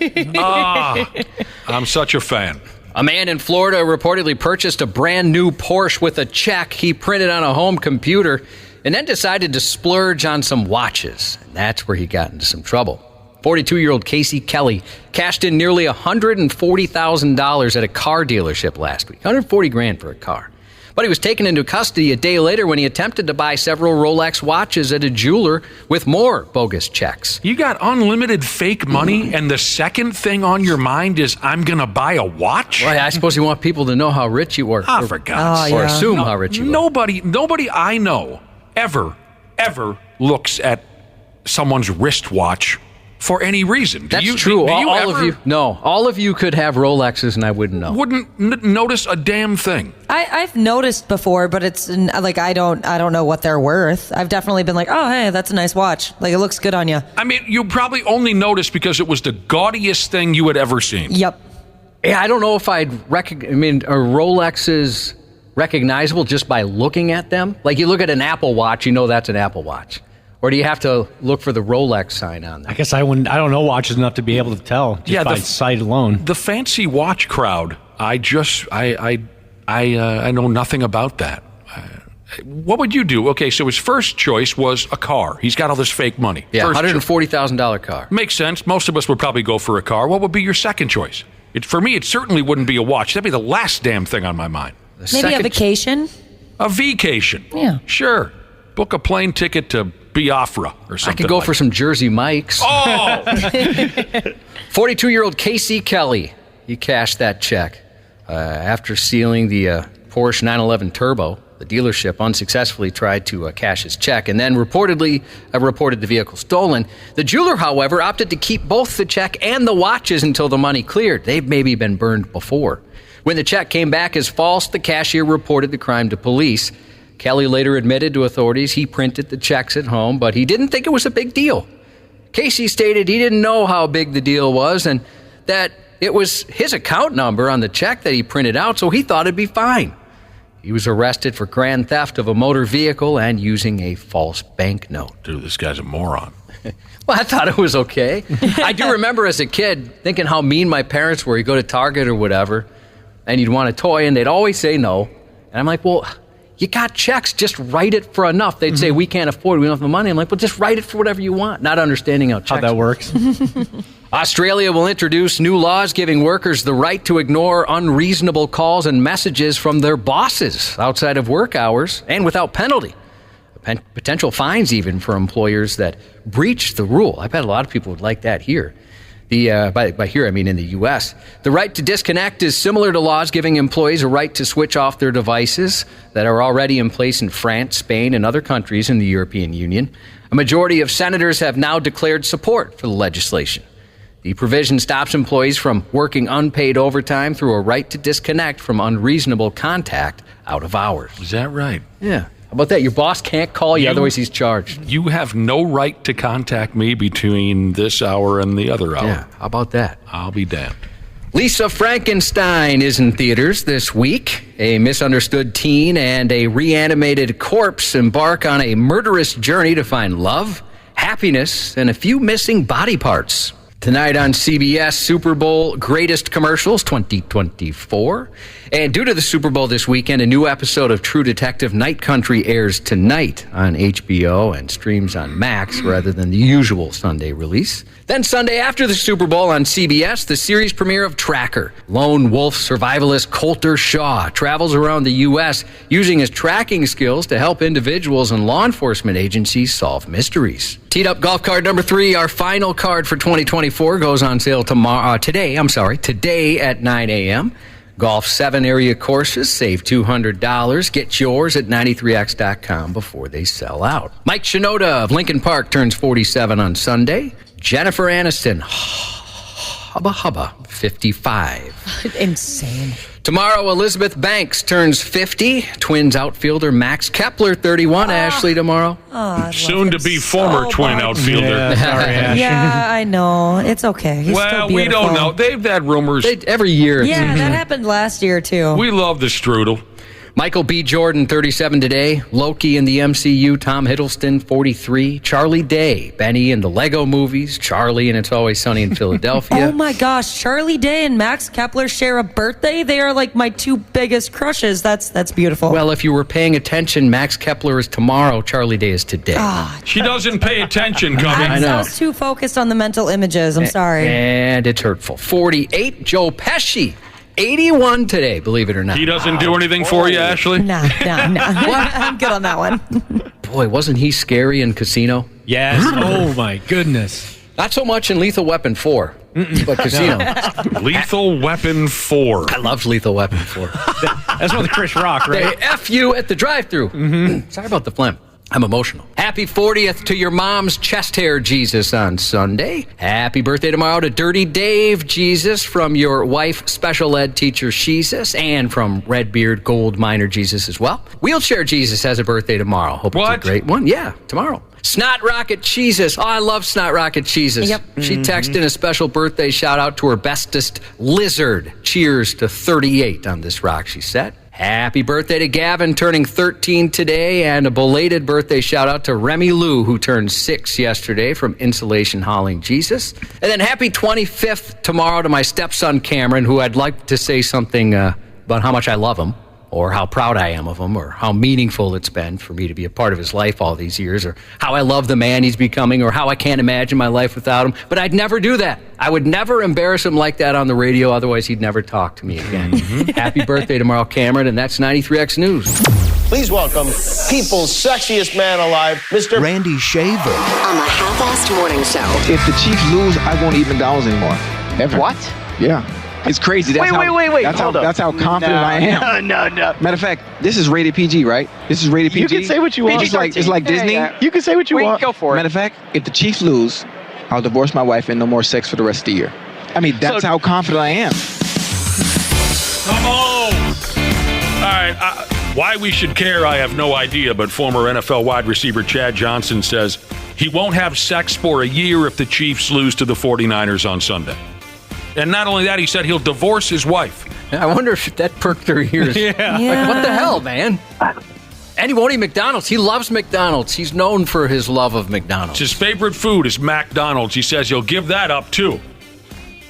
No, I wouldn't give that up for anything. Welcome to the show, Randy Shaver and Brad Ryder. McDonald's. Husband, gone. You'd break up with your boyfriend first, huh? Heck yeah. Oh, yeah. What's going on, boys? Then dump your husband. Yeah. Big fat ass Super Bowl Sunday is only a couple days away. Let's get the predictions out of the way now. I said a few days ago, I think this game is going to be ridiculous. It's going to be wildly lopsided in favor of the Kansas City Chiefs. I don't think it's going to be much of a ball game. Who else wants to dive into the mix? I totally agree with you. It'll be a landslide in favor of the Chiefs. I think the Chiefs win, but I think it's closer than you guys think. I'm going to go the other way. I'm going to take the 49ers in the upset. So I'm going to take who I'm going to cheer for, I guess, and I'm going to cheer against the Chiefs, and so. It's funny that you say the upset, but they're still favored. Is that nuts? Yeah, I know, but they're the underdog when it comes to Public opinion? Public opinion. Yeah, most you're right. people's opinion. There you go. Now, Janelle Klein's out there. I wonder if she's already been hit on by some power celebrity or something like that. Oh, I'm sure. Absolutely. Every time she goes to one of these Super Bowls, I'm like, this is the one she's not coming back from. She's going to find the love of her life, some hot shot celebrity, and we'll never hear from her again. I wonder if she's been hit on by, I don't know, like Terry Bradshaw or Brent Musburger. The Rock. Maybe Dwayne Johnson. Yes, Brad Ryder. So she's out there doing media stuff. Does she get the Excalibur Luxor treatment then? Is that where she's staying? We should have asked her. Maybe when next week we'll talk to her. We can ask her about it. All right. Yeah, if you're not following what Brad Ryder's talking about, there was some write-up a few days ago saying that the media members are being put in the trashiest hotels that you could find in Las Vegas. And you called it, one of them's the Luxor, the other's what? Excalibur. Excalibur. Yeah, they're not the trashiest. I mean, that's what the article said. They're the lower levels of hotels. All right. Yeah, it's probably where she's staying. Probably. She ain't meeting a millionaire at that hotel. No. Not even down in the casino or anything like that? No. Not in those casinos. Wait a minute now. Randy just got done saying, well, they're not that bad. I mean, now, you're talking about like I'm sure there's trashier hotels in Las Vegas than those two. You know, of the big marquee ones that touristy. They're the lower levels. Yes. She ain't meeting somebody who's going to sweep her off her feet forever. All right, fine. You guys know. You go there. All right, here's the deal. If you still need a reason to cheer for one club or another on Sunday, to me, this is kind of a silly route to take, but I'm going to throw it your way just for fun. Maybe you'll cheer for the team that one of your favorite celebrities supports. We're so celebrity obsessed, aren't we? Oh, my God, the other day I walked past, Dick Clark's grandson. We're just, So if that's the route you want to take, what I have here is a report on all the celebrity fans of both clubs, okay? And I got to say that I read one that's leaning me in a certain direction. All right. Celebrity fans of the Kansas City Chiefs. To Taylor Swift. Yeah. Wait, what? Paul Rudd. Okay, Paul Rudd. I remember seeing Paul Rudd at a couple of the Kansas City Royals World Series when they were involved in that a few years ago. He's a Kansas City guy. And I don't know what the direct connection is, if all of these people are from the general area of, you know what I'm talking about? Or if they've just jumped on the bandwagon. Jason Sudeikis, I know the name. I don't know who that is. Ted Lasso. He roots for the Kansas City Chiefs. Never saw it. Brad Pitt. Oh. Brad Pitt is a Chiefs fan? See, again, Randy, I don't know why. I don't know if it's because they were born there. Are they just on the bandwagon? I feel like he was a Rams fan a couple years ago. All right. Is he pulling a Ric Flair? Well, I think the Rams won the Super Bowl a few years ago. Well, no, you know what I mean? Ric Flair, right. God bless him. He shows up in a different locker room every weekend proclaiming that this is his favorite team of all time. And he mentioned on the air that he does that because they pay him large amounts of money. Someone named Heidi Gardner. Oh, Saturday Night Live. Never saw it. I can't stand the sight of this guy. I'm sorry to blow up. But I don't understand what at all is funny about Rob Riggle. Do you guys know who I'm talking about? Yes, absolutely. There's nothing funny about that guy. Well, that's not necessarily true. Nothing. He does some pretty good skits on the Fox pregame show. Yeah, he can be funny sometimes. I would never see a movie starring Rob Riggle, but when he pops up in some of those comedies as one of the side characters, he always does a really good job. He's terrible. He was funny in the other guys. Huh? He was funny in other. No, he wasn't. Hangover. In the what? The Hangover. He tases the guys. Hangover. Oh, yeah, he was really good on that. No, he wasn't. Oh, my God. Melissa Etheridge, the singer. Remember her? Oh, sure. 'Cause I'm the only one. David Ketchner. I recognize the name. John. Oh, my God. This is the one I thought was going to sway you. Oh, I'm in trouble now because I've obviously looked at both lists of celebrity supporters for the two Super Bowl teams. This one makes me want to maybe root for Kansas City. One of my favorite people ever, John Amos. That's the guy. That's the one when you said there was somebody that's making you lean one way. I assumed it was him. Yeah, but wait till you hear the one. But wait till you hear the one on the San Francisco side, Josh. Yeah, I can guess that one. John Amos, yes, Brad Ryder from Good Times. He played James Evans Sr. He was. I just loved that television show so much and loved that character. And he's still around, isn't he? I was going to say, I'm glad he's still around. John but he's got to Amos. be getting up there. Yeah. I don't know what it means to be Eric Stone Street, but he follows the... he's funny. The Kansas City Chiefs. And Modern Family. Okay, never saw it. And this also, I mean... I know. If you're good... Tell him what that means, Cubby. It's a show I think you'd really like, and I bought, I can't remember, after season 2 or 3, I bought him a Blu-ray compilation of all the seasons. Yeah? And you never watched it. It's got Al Bundy in it. I know. Here's another, I mean, how can you not? Henry Winkler. Oh, man. I don't know why Henry Winkler has any kind of affiliation with the Kansas City Chiefs, but there will never be anyone else like Henry Winkler. No, the Fonz, man. I mean, just one of the pure, most wonderful people that has ever been. That's what everybody says about him, that he's one of the nicest guys you could ever meet.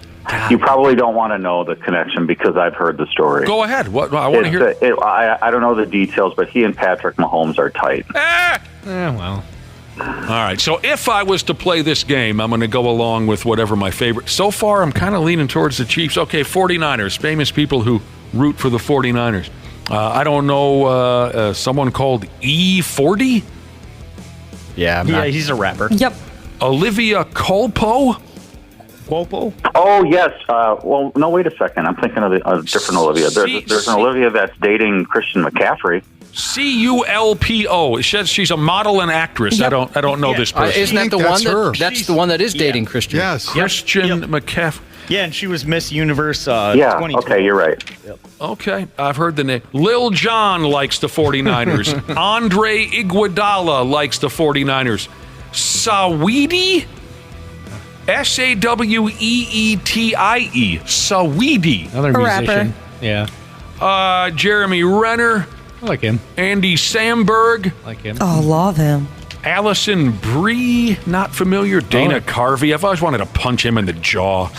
Is this next Dana one the one? This is the one. As much as I love Henry Winkler and, how did I say it a few minutes ago, John Amos,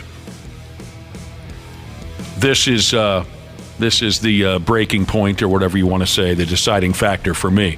There's no way I'm rooting against Huey Lewis's favorite football team. No way I would ever go against anything that Huey Lewis says or does. Because he simply... There's one thing he knows, it's sports. Oh! That's for sure. He wrote the album about it. He did write the album. I love Huey Lewis. Me too. Genius. To the ends of the earth. Hey, if you didn't like her attitude before, you better hang on to something now. Patrick Mahomes' old lady Brittany is going to be in the Sports Illustrated swimsuit issue. Yeah. Yeah. So if you thought she had a little bit of a chip on her shoulder about how wonderful she... I'm glad she's finally getting attention. I saw some of the video of this. Yeah. I'm sorry. No. Did zero for me. Yeah. I'm with you there. I'll take a pass, too. What if he just neck down? Nope. No. Really? Zero No. for me. What are you referring to her personality? Well, it mixes into the equation for me. Oh, sure. Then I understand completely what you mean. I wish my bottom half looked like that. Oh! Josh has swung a picture my way. Who says it doesn't, Josh? You got a pretty nice little behind. Who says it doesn't? I must spend too much time on Twitter because I follow quite a quite a bit of bombshells on Twitter, and they just would knock her out of the park. Oh, exactly. Well, she's not married to one of the greatest quarterbacks. Like, how about Christian McCaffrey's girlfriend? There you go. Yeah. The one we were just talking about? Yeah. Cookie Olivia? Clupo? Yeah. Yeah. She's a babe. Cookie Fruit Bowl? What the hell was her name again? Yeah, Cupo or whatever. Also, I don't know who she is. She blows Brittany Mahomes away. I'm sorry. No, you don't have to apologize. Yeah. Everyone's got their type of action. Also this weekend, of course, the Puppy Bowl and the Kitten Bowl. There's also a Kitten Bowl. Oh, I forget about the Kitten Bowl. They're on separate channels. They say on Sunday you can watch the Puppy Bowl and the Kitten Bowl. We haven't talked much about the Kitten Bowl. Do you want to hear about the teams competing in the Kitten Bowl? One team will be called the Adorables, and the others will be called the Cuddlers. And the event, Cubby, will feature 3 kittens displaced by the wildfires in Hawaii. Wow, that's kind of interesting. Yeah, that is cool. What a massive, absolute disaster that was. Okay, so 3 kittens displaced by the wildfires in Hawaii. Their names are Meowie Wowie.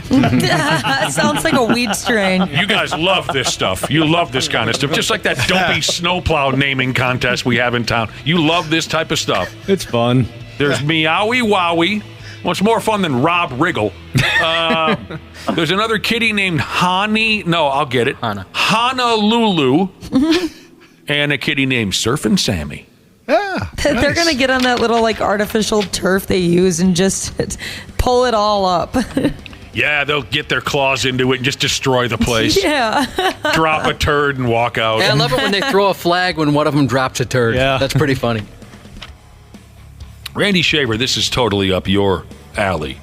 What was this? Boy, I'm glad you said alley. Reading an article earlier about, back in the 60s, they used to have a third-place game in the NFL playoffs.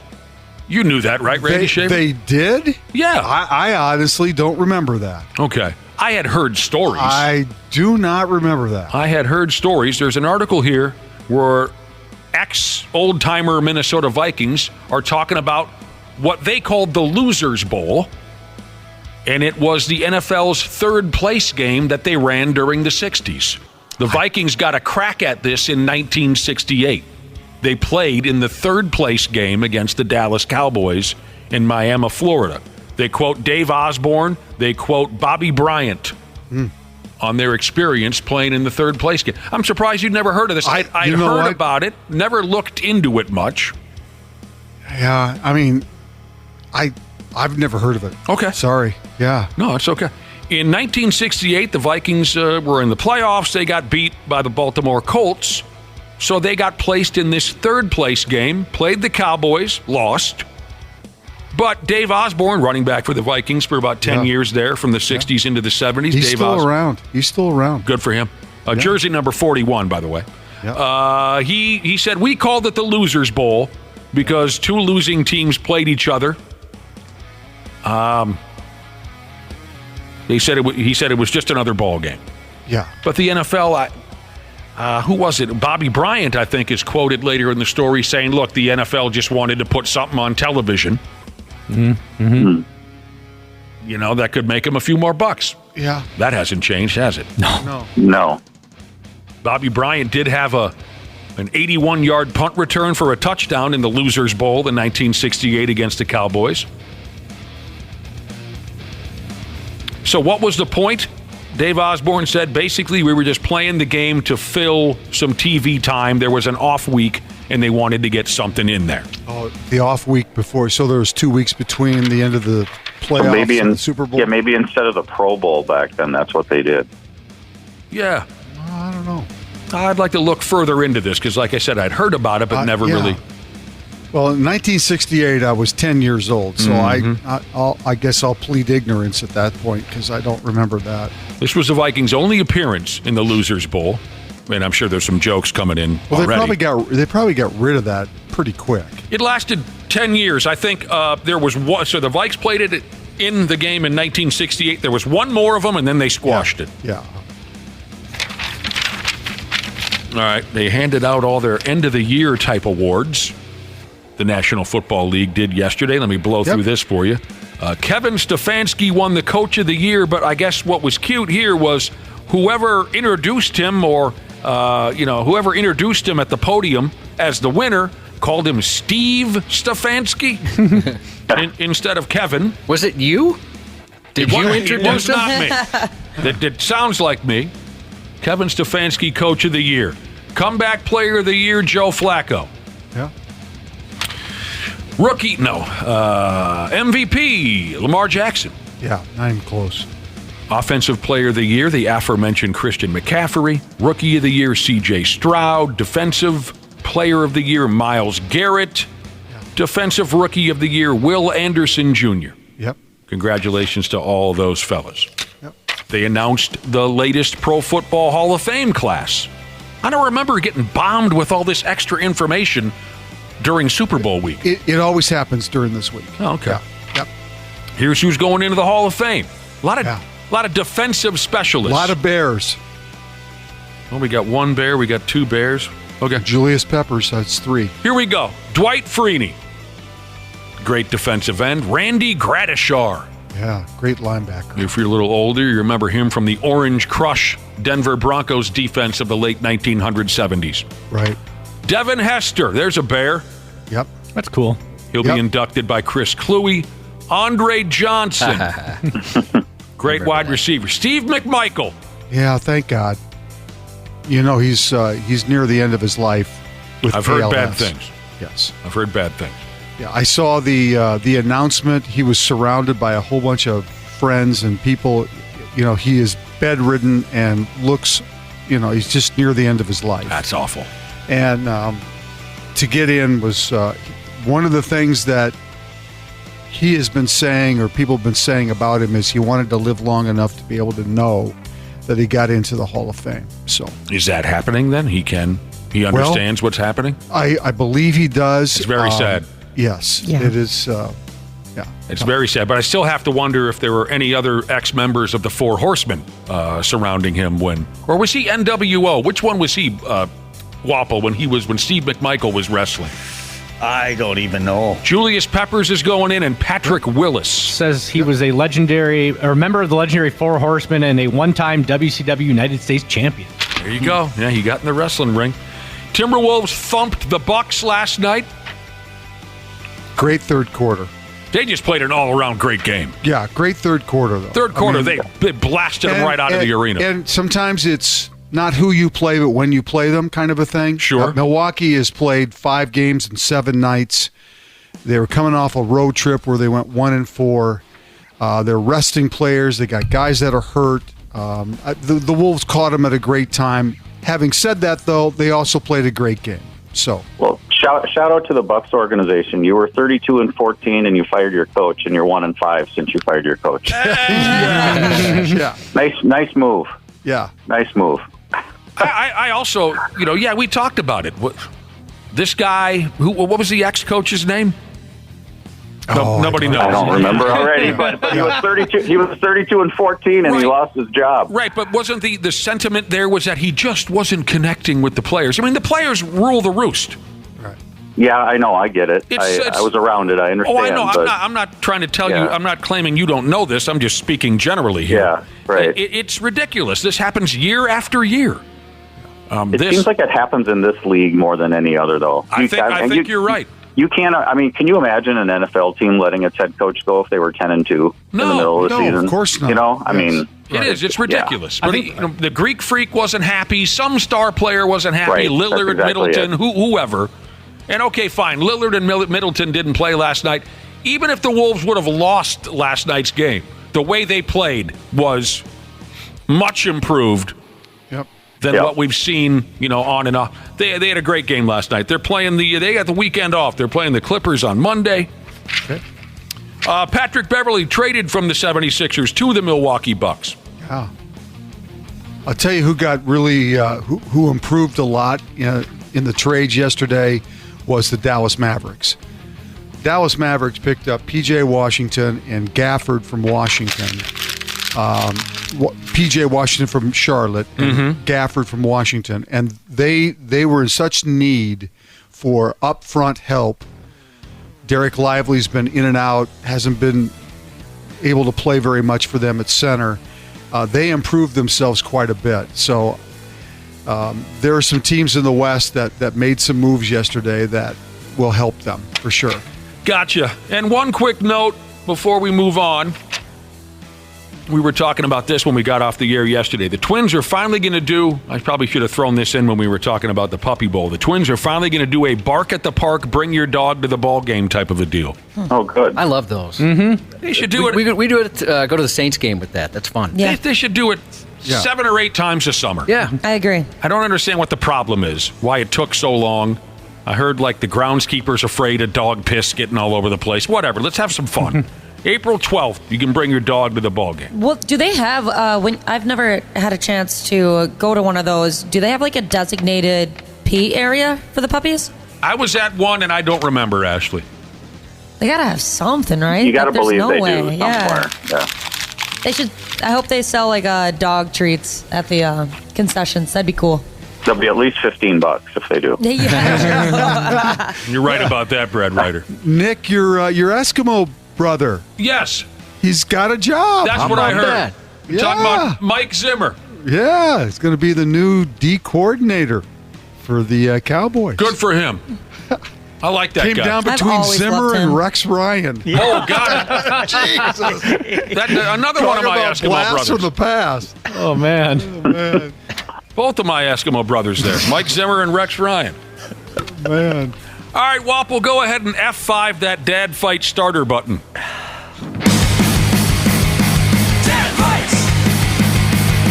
Dad fights! You don't have a dad, here's what it's like.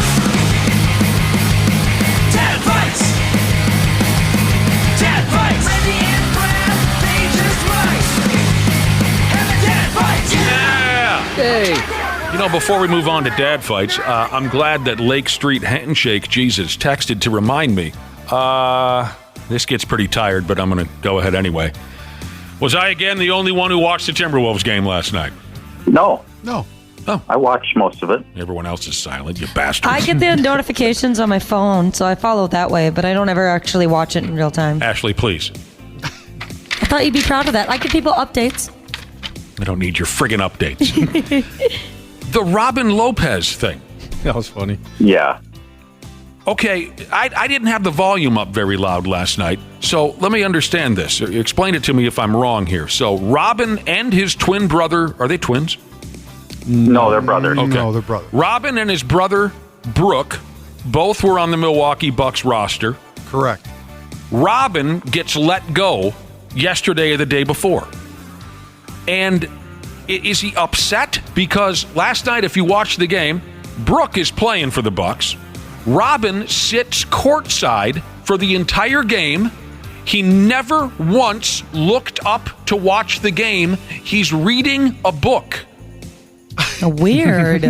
So, Cubby, you didn't see this? No one else except for me and... I didn't watch the game, no. Yeah, Okay. that's great. I saw the photos. He's very intently reading that book. Was that a statement? What happened there?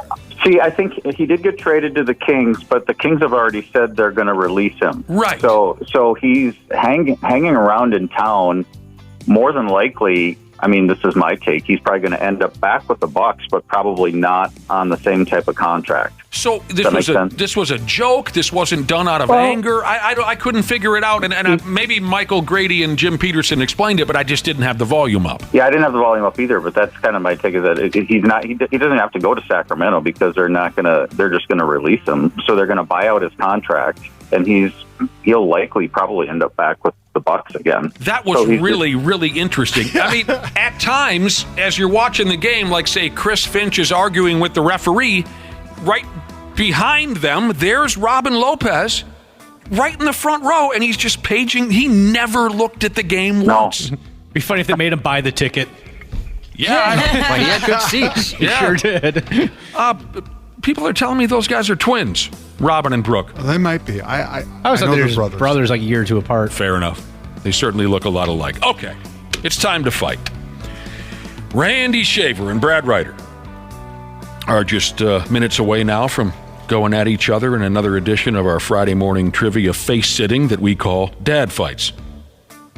But first, we got to go ahead and get to the subject that the boys will be quizzed on. Don't we, Cubby? We do. It's a very personal one. It is. We will go down as the greatest morning show of all time. Oh, my God. And Josh and I will one day be recognized for what we are, the finest on-air comedy team in the history of the business. Oh, my God. True.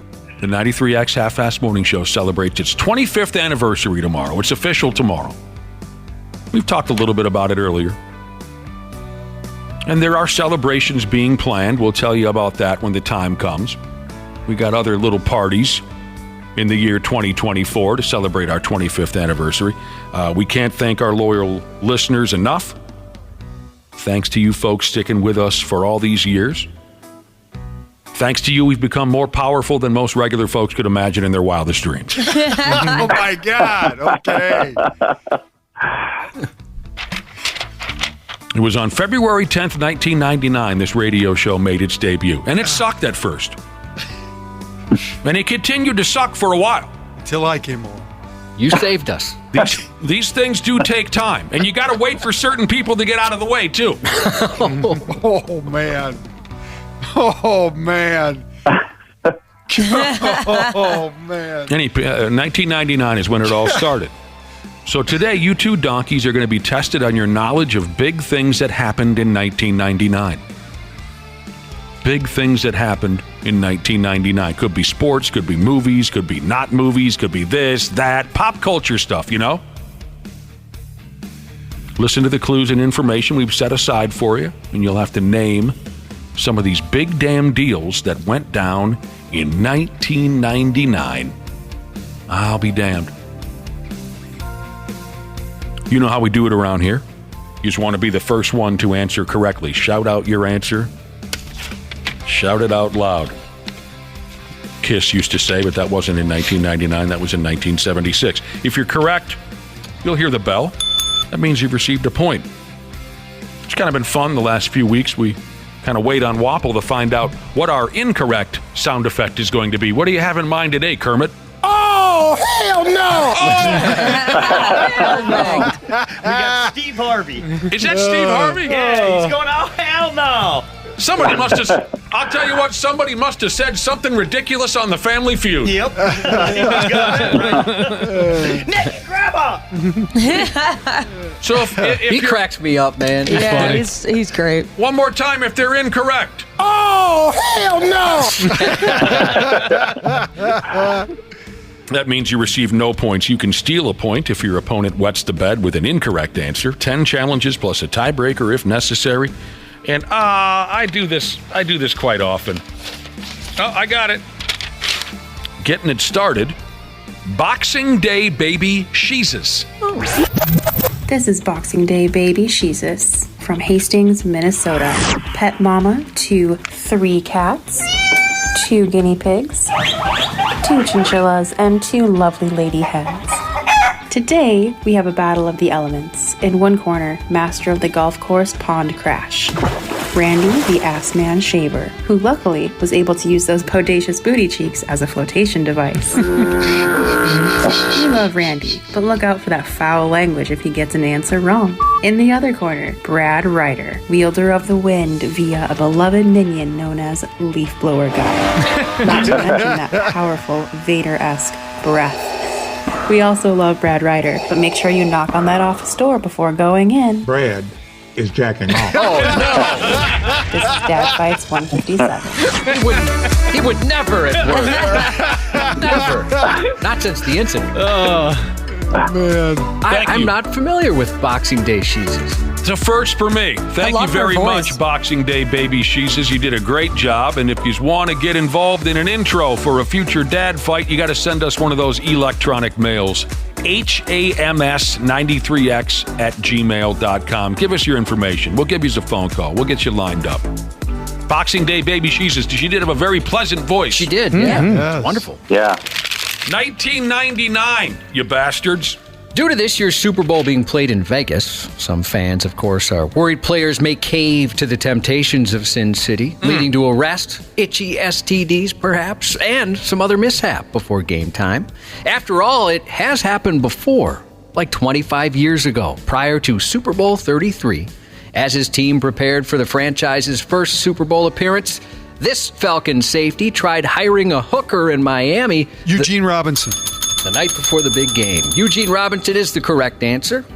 And a funny twist of irony, according to Danalysis, just hours before trying to solicit sex from an undercover cop, he was given the Bart Starr Award, an honor for a player who displays high moral character. Oh, no. I'd forgotten that part. Nothing says high moral character like a street side BJ. He had to get the poison out before the big game, right? That's right, Ashley. Yeah, well, you can do that in the privacy of your damn hotel room. Yeah, just ask Brad. Yeah. Right there in your office at school.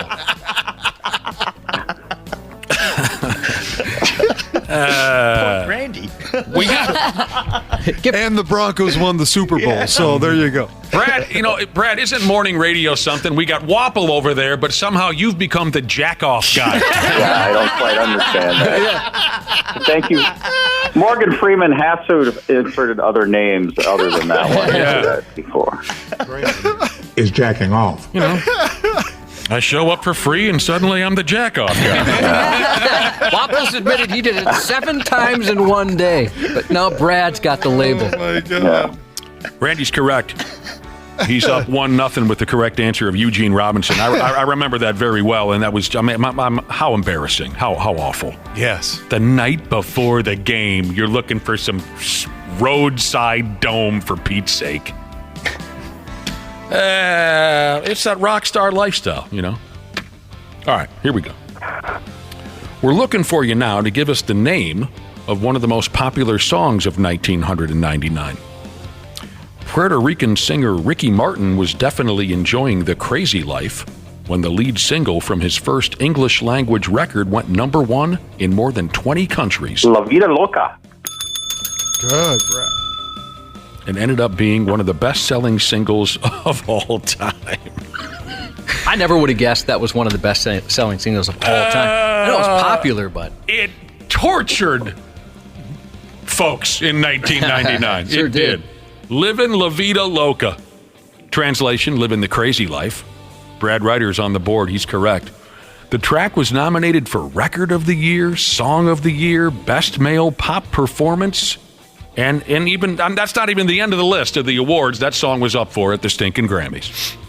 Livin' La Vida, in and inside out. I can even give you some of the lyrics. Nice work, Brad Ryder. Thank you. All tied up. The big screen boomed a quarter century ago with cinematic classics and fun favorites alike. American Pie, The Blair Witch Project, and Fight Club were among some of the class of 1999. But the top 5 grossing films that year in the U.S. included The Matrix, Toy Story 2, Austin Powers, The Spy Who Shagged Me, Star Wars Episode 1, The Phantom Menace, and this chilling Bruce Willis thriller featuring a kid who could see dead people. 6th Sense. Randy got it. I see dead people. The twist ending to The Sixth Sense was such a big deal that theater employees were urging people to keep quiet about the movie when walking out so it wasn't spoiled for the next group. There you go. I felt like a fool at the end of that movie. I didn't see that coming at all. Mm-hmm. I don't think most people did. No clue. You're not alone there, man. I didn't pick up on anything. It was an enjoyable... Never saw it. Oh! Do you know the secret to it? Do you know the ending? Oh, watch it before you find out. Yeah, really. That is a great movie. It's an awesome movie. It's pretty enjoyable, Brad Ryder. Okay. I got to be totally honest. By the end of the movie, I was pretty sick of that friggin' kid. It's an enjoyable movie. All right. 2-1, Randy Shaver. Am I correct on that? Because I always struggle so badly with the score. All things 1999 is the subject matter for today's Dad Fights Part 157, celebrating our 25th anniversary of this radio show. Here we go. When this little Slovenian baby was born back in 1999, I wonder if he cried and whined nearly as much then as he does now when on an NBA basketball court. This year, he averages 34 points a game. Luka Doncic. Luka Doncic. Randy's correct. Luka Doncic. This year, he averages 34 points a game for the Dallas Mavericks. Luka Doncic. Painful to watch play. You don't like that guy. It's a damn shame. because he is a incredibly. He's not painful. It's to almost watch. impossible to watch him it play. is not. Every It's not. single whistle. You know what? You see that every night when you watch the Timberwolves. I'm sorry. You do. You cannot. You do. Dudes. You do. Trust me. I watch every Wolves game, unlike you pricks. That's not true.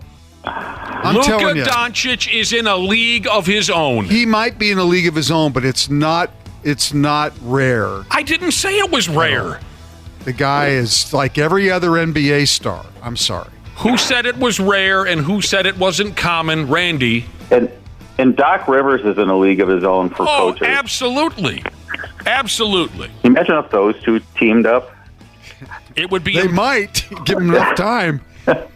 According to his family, Luka Doncic first touched a basketball when he was 7 months old and frequently played with a miniature hoop in his room by age 1. And he grew up admiring LeBron James. That makes the score 3-1. Randy with the correct answer of Luka Doncic. Skateboarding, frontside 540 rodeo flipped from the park. Tony Hawk. What the hell? Right. That's the only skateboarder I know. So Yeah. Yeah, I don't think he's going to ask a Bucky Lassick question. Yeah, that's right. Bob Burnquist. We were going to ask about the video game franchise Pro Skater. Yes, Tony Hawk. The game had been in development long before Tony Hawk's likeness was used, and the gameplay was made more real because the game's developer had a half pipe built in his backyard and started skateboarding with his coworkers so they could get it right. That's sweet. Tony's Hawk, and that makes the score 3-2. I got to say, whenever we talk about skateboarding, Wapple always brings up Bob Burnquist. He was my favorite. God, and I dig guy. that. I dig that. Yeah, I love that dude. He had the glasses. And most folks say, who is that the guy who used to clean Tony Hawk's mansion? Like, no, Bob Burnquist is one of the legendary innovators of right, Wapple? Yeah. There you go. All right, it's 3-2. A cable television program, widely regarded as one of the greatest and most influential of all time, made Sopranos. How? Wow. I am a huge Sopranos. Randy's correct. Made its debut in 1990. I can tell you the date. You can tell- January 10th. The date of what? When it debuted. When it debuted? Yep. What are you, some kind of sick psycho? No, I am a huge Sopranos. It featured characters named Johnny Sack and Paulie Walnuts. And another that on air, I can only go as far as to call them Big Puss. The final scene in this series, the final scene in the series finale was controversial amongst the show's fans. It ended with the playing of Journey's massive hit single, Don't Stop Believin'. And you're correct, Randy, The Sopranos. Won piles of awards. Yes, it did. Branched off into books, video games, show. albums, podcasts, merchandise. Never saw it! I never got into it. I never did either. saw it. You never saw it? Has No. anyone from the show besides Randy seen Oh, it? I love it too. Are you Absolutely. kidding me? I've seen You've episodes never of it, but I watched never this? watched it through. No, I didn't hear. God, you Yeah, guys. you and Dana are the only two. That used to be my parents' show, so like they'd send me to bed. I wasn't allowed to watch that. And you know what, Randy? Well, for a good reason, but Yeah. I'm just telling you. And It Randy, is worth it. I'm ashamed of myself for hollering out, never saw it, because I love mafia, mob stuff. Sure. You guys know this about me. I'm just not built for a series. I'm Why? not built. I just can't stand that. But you can watch it on your own time. That's Yes, the I beauty understand of the it now. concept, but I just simply, I cannot dedicate myself to, Let me- here we are in season 6. You know, I Yeah, just, Let I me like say series this, that though. you don't have to follow along. Like I love Curb Your Enthusiasm, but you don't have to watch every week to know what's going on. Go ahead, Randy. Nick, let me just say this, Nick. Yeah. If you start watching it, Yeah. you will be hooked, and you'll watch the whole thing. I'm probably right. I'm just telling you. It almost, You're probably right, is what I tried to say. Yes, Wobble. It seems right now like too much of a daunting task because there's so many episodes from Yeah, The but Sopranos. don't look at it that way. Just do it one at a time. I'm telling you, once you get into the storyline, you're in. And Well, I'd rather watch that's The the beauty of it. You can watch it on your own time. And Wapple, there's only 6 seasons. Yeah, it's not like it's I thought there was way more. I thought there was like What are you talking about? 14. Only Yeah, 6 I thought it was seasons. more like The Walking Yeah, Dead, I where thought it there's was like like- 12.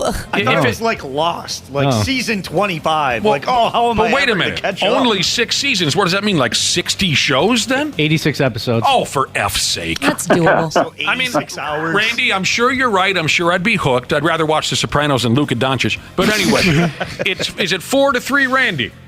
4-2. 4-2. 4-2, Randy. 1999 was a year of boy bands, big pants, and computer apocalypse paranoia. Nowadays, our computer clocks change automatically. But back when the turn Y2K. I said it. That was No, I did. Randy. Yeah, Oh. I got it. Thank you, Wapple. You know what's funny? I spent so much time on this question because I was afraid you wouldn't get it, and you jumped in way before I had a chance to get to it. Yes, Yeah. Y2K is correct. During the whoever got, who do we say? Randy got it? I got it. Okay. I said Randy got it. Well, you're the guy. You're the guy. During the Y2K scare, companies spent billions of dollars worldwide on technological upgrades. Families prepared for a potential disaster by stockpiling food and other goods. But the threat eventually came and went faster than Ashley's first marriage. I remember the KY2 bit. Did anyone have a friends play a prank on you? It wasn't a KY2. We had a friends played a prank on us New Year's Eve. Did they? Yeah, at a house party. So this was when 99 flipped over to 2000, right? Yep, that's correct. At a house party, there were certain goofballs at the house party that were saying, oh, the computers are going to crash and the nuclear missiles and the this and that. Right. And so right when we're drinking and carrying on with the 3, 2, 1 New Year's Eve countdown, right when we hit 0, someone was down in the basement and they cut the power to the house. That's brilliant. That's that's funny. good. That is so Dude, smart. I was nervous about it. Did you guys? Not at Yes, all. I was too. KY2 didn't scare me at all. I turned down all the party invitations I had for New Year's Eve that year and stayed home with my cousin. You did not. Yeah, I did. I was worried about What the it. hell? Yeah, we stayed home too. And by the way, Well, KY2, I was at a different level of nervousness that night because that was when I was with Gopher Basketball, and we played at Nebraska on New Year's Eve, and we were flying home over midnight, and so everybody was afraid of what was going to happen with the airplanes too. Oh boy, that's right. That's messed So up. we were a little nervous in the air. I can tell you that. I didn't think twice about it. And just for the record, the KY2 joke is property of Andrew Dice Clay. Where are we at, Wapple? We're at 5-2, Randy. Finish him. Randy could just close it out right here. Okay. Talking about all things 1999. All-time great talk show host Tom Snyder, the star of The Late Late Show on CBS, took a walk from that program in 1999. Name the younger fella who replaced him, a younger fella who was raised here in Hastings, Minnesota. Craig Kilborn. I love that show. There's Brad Ryder. And previously was an anchor on ESPN Sports Center. Yes, Craig Kilborn. I never saw it. Oh, it was fantastic. I didn't either. I stayed up every night and watched it. Nice work, Brad Ryder. Craig Kilborn was a top-notch basketball player at Hastings High School. He earned multiple all-conference and all-state honors. He went on to play basketball at Montana State University, and he's joked in the past that he led the Big Sky Conference in turnovers. I will also give you another little trivia point about Craig Kilborn. Here we go. He was an intern of mine at Channel 11. Oh, wow. No. That's awesome. I let Craig Kilborn did his first audition tape at Channel 11. And Dana, Sports do you remember the bobbleheads that used to sit on his desk on the Late Late Show? Oh, yes, of course. You know how he got those? Did you hook him up? Yes. That's cool. Man, No. You guys have all kinds of lame claims to fame. I like it. I like it. 5-3, Randy. Brad is still alive. Cubby. This legendary athlete played his final game. Michael Jordan. Oh, hell no! I forgot to hear it. All you, Brad. All right. This legendary athlete played his final game April 18th of 1999. And he was inducted into his Sports Hall of Fame that same year, making 1999 a great one for this hockey star. Wayne Gretzky. Yes. After his retirement in 1999, Gretzky was immediately inducted into the Hockey Hall of Fame, making him the most recent player to have the waiting period waived. And the NHL retired his jersey number 99 league-wide, and he has a super hot daughter. And a great game on Nintendo 64. She is a pretty lady, his daughter. Yeah. Wife not so bad either. Here's the deal. It's now 5-4, Randy. Correct me if I'm wrong. If Randy gets this next question, it's challenge number 10. This is the final. If Randy gets it right, he wins. If Brad gets it right, we go to a tiebreaker.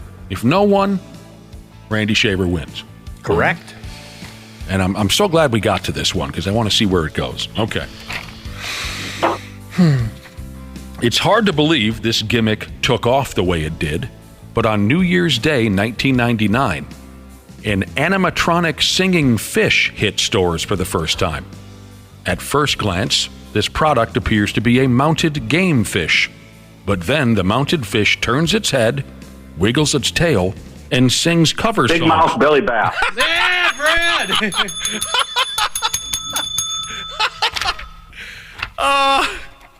We've got one of these at home. I love them. I think we do too. I had one for years. Brad Ryder's correct. Big Mouth Billy Bass. He would sing cover songs such as Don't Worry, Be Happy, or that one, Take Me to the River, by Al Green. This is so fascinating. Al Green claims he received more royalties from Big Mouth Billy Bass than from any other recording of that song.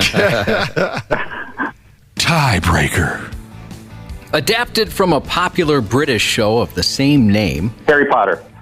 Oh, hell no! On the tiebreaker, On Brad? the tiebreaker. Oh, yeah. You just threw yourself into the moat. Yes. You just fell on your own sword. I don't even penis. have to. Did you say penis?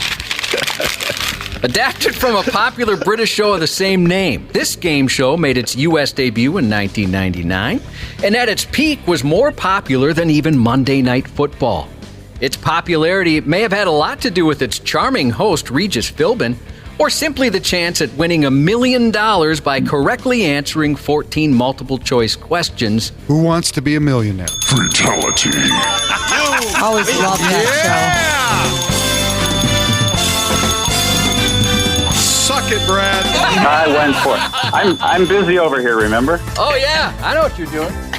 Yes, he is busy. Brad is jacking off. Again. I'm just surprised, Brad, that on the tiebreaker you took such a chance. Yeah, I kind of went for it. You did. Ends up with a victory for...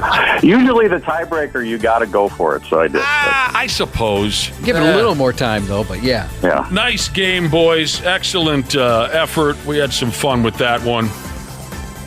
And hell, we're all done with you boys. Super Bowl Sunday. Enjoy yourself, and we'll wrap on Monday morning. Sounds good. Thank you very much to Brad Ryder and Randy Shaver.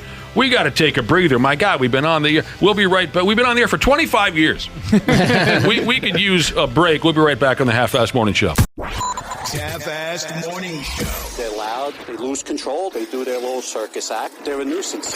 93X. Our experienced and certified technicians at Standard Heating have been trusted to keep our fellow Minnesotans comfortable and confident for over 90 years. We're ready to do the same for you, providing comfort you deserve since 1930. Standard Heating is having their 94-year celebration. They have special offers just for you this February. Whether you need a new furnace or a tune-up, they have something special for everyone. Visit standardheating.com to save today. The Rolling Stone Music Now podcast gets inside the biggest stories with Rolling Stone senior writer Brian Hyatt. And here's Lil Yachty with Tierra Whack. I've never been to a fashion show. I never did any Paris Fashion Week, New York Fashion Week, and I'll tell you why. Because I would always go to events and people would say to me, "Oh man, Yachty, man, I love your music, bro." And I should be like, "What song?" I didn't even, at the time, I didn't love my music. I would feel like I'm in a room with all these artists and they all respect each other, and I feel like no one respects me. Rolling Stone Music Now, wherever you listen. The 93X Half-Assed Morning Show. It's a complete crap. Yeah, thank you very much for listening to the Half-Assed Morning Show. We've made it clear up to 8:35 now.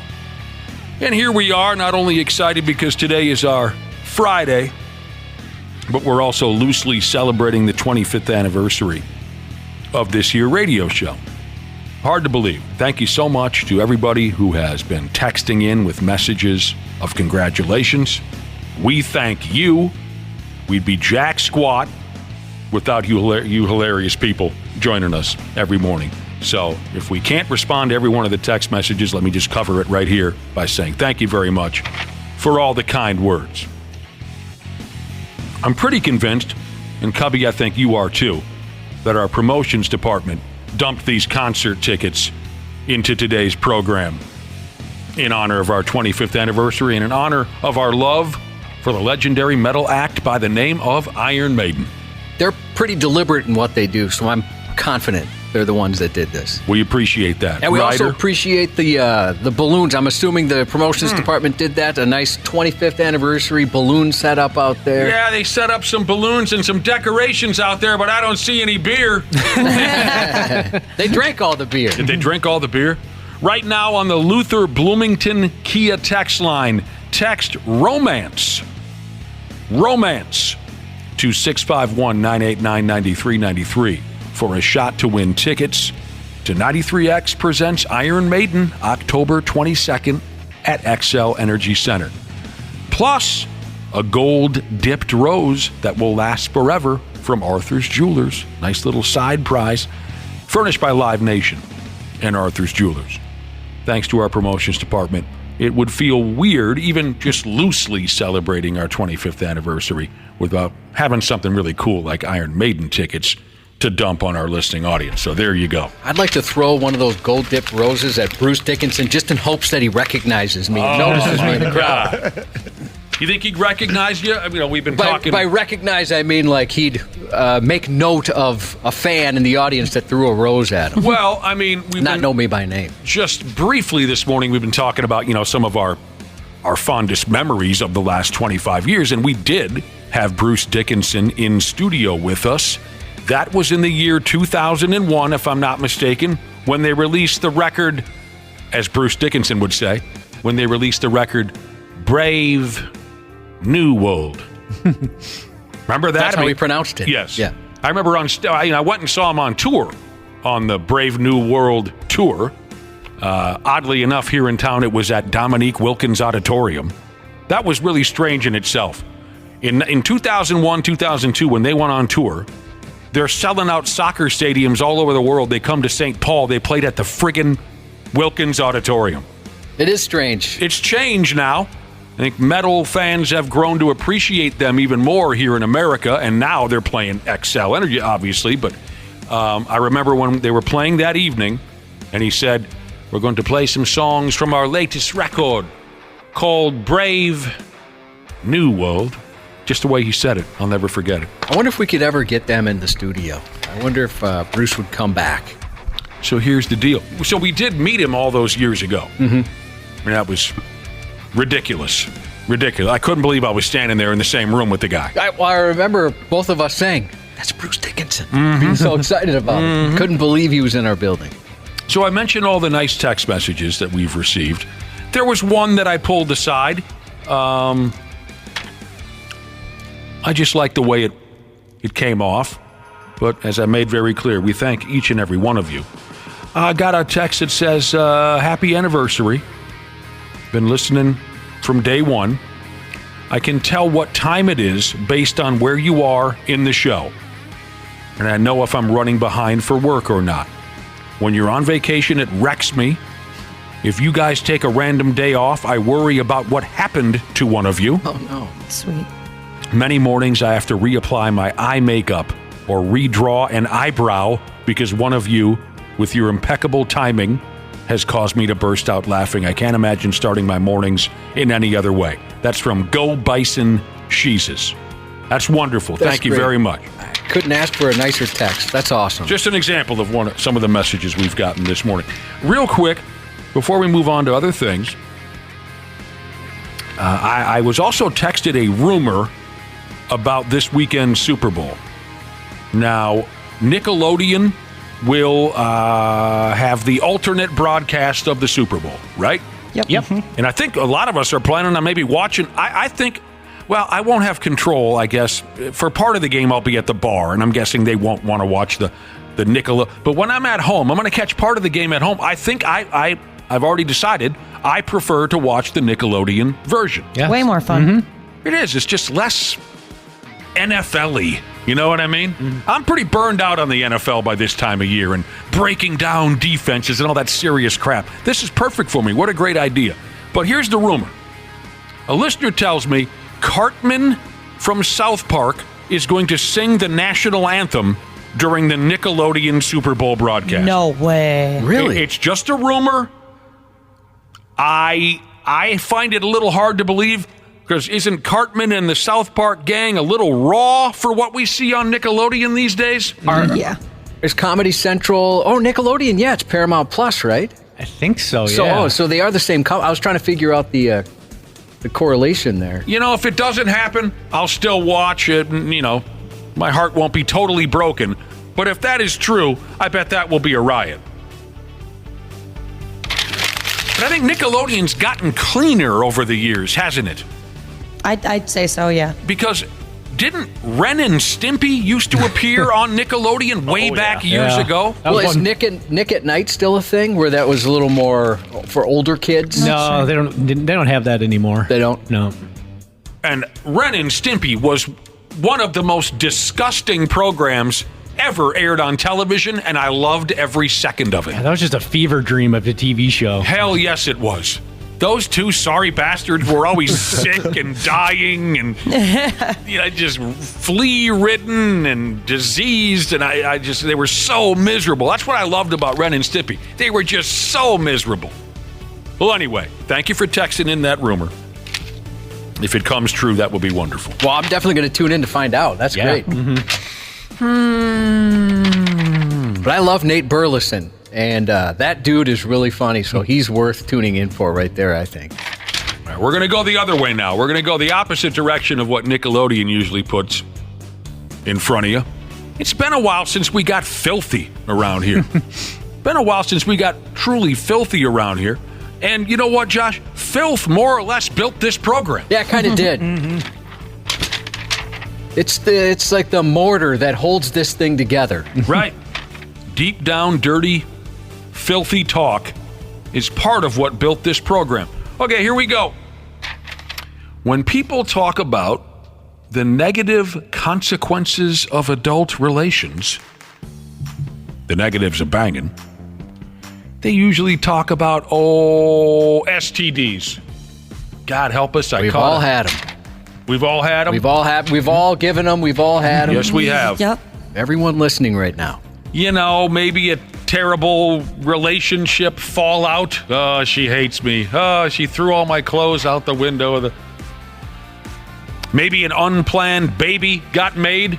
Usually when folks are talking about the negatives of banging, they cover those three things. But as we all know, or maybe I should say some of us know, the possibility of sustaining an injury is there as well when having sex. The possibility of sustaining an injury. So a recent survey was thrown out to the general public asking folks about their sex-related injuries. Does anybody here want to guess what the number one sex-related injury might be? Well, I saw it, but for me, it would be the lasting negative effects of the guilt. That hurts more than anything you could do to my body. The injury would last longer on your soul. Stays way longer. It's more painful. So guilt would be my number one answer. Well, I'm sorry, Josh, and I believe you. I certainly do. These are all physical, not emotional injuries. I'm going to go with some type of chafing situation. Chafing? Mm-hmm. It can happen. The skin gets worn down and red and irritated, and it hurts. It stings to the touch. Chafing. Yep. I was thinking back pain. Oh, man. That's a good one. My back will give way on me. When they're both on top of you? Yeah. That type of thing, Yeah, 4 or 5 people on top of me at one time. Mm-hmm. You said, at first when you said back injury, I thought when it happens in the back. I'm kidding. I knew what you meant. That's what I meant. Back injury. Sure. What about a pulled muscle? Yanking a muscle loose. Mm-hmm. Happens more and more as you get older. Oh, yeah, I've had that happen on the dismount. You got to be careful on the dismount. You do. Right. I'm going to tell you this much. As I have the top 10 sex-related injuries printed right here in front of me, I'm going to tell you this much. Dana, your answer showed up. Wapple, so did yours. Ashley, yours, I think, might be the closest to what is the number one answer.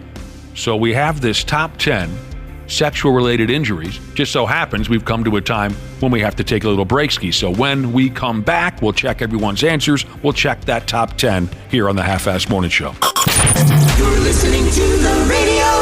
The 93X Half-Assed Morning Show. All right, as we're ready to wrap this sumbitch up, we were talking about sex-related injuries. Anyone ever had a real keeper? I can't think of anything out of the ordinary. What I do remember is when I was living up at St. Cloud State, one of my coworkers at Soft Touch Car Wash, where I was working for $4.25 an hour, one of my coworkers at Soft Touch Car Wash on Division Street in St. Cloud, he came into work and he had his arm in a cast. Uh-oh. And I said, what happened? He said, I fell off the bed banging my girlfriend. And I thought to myself, this is the coolest guy in St. Cloud. Wow.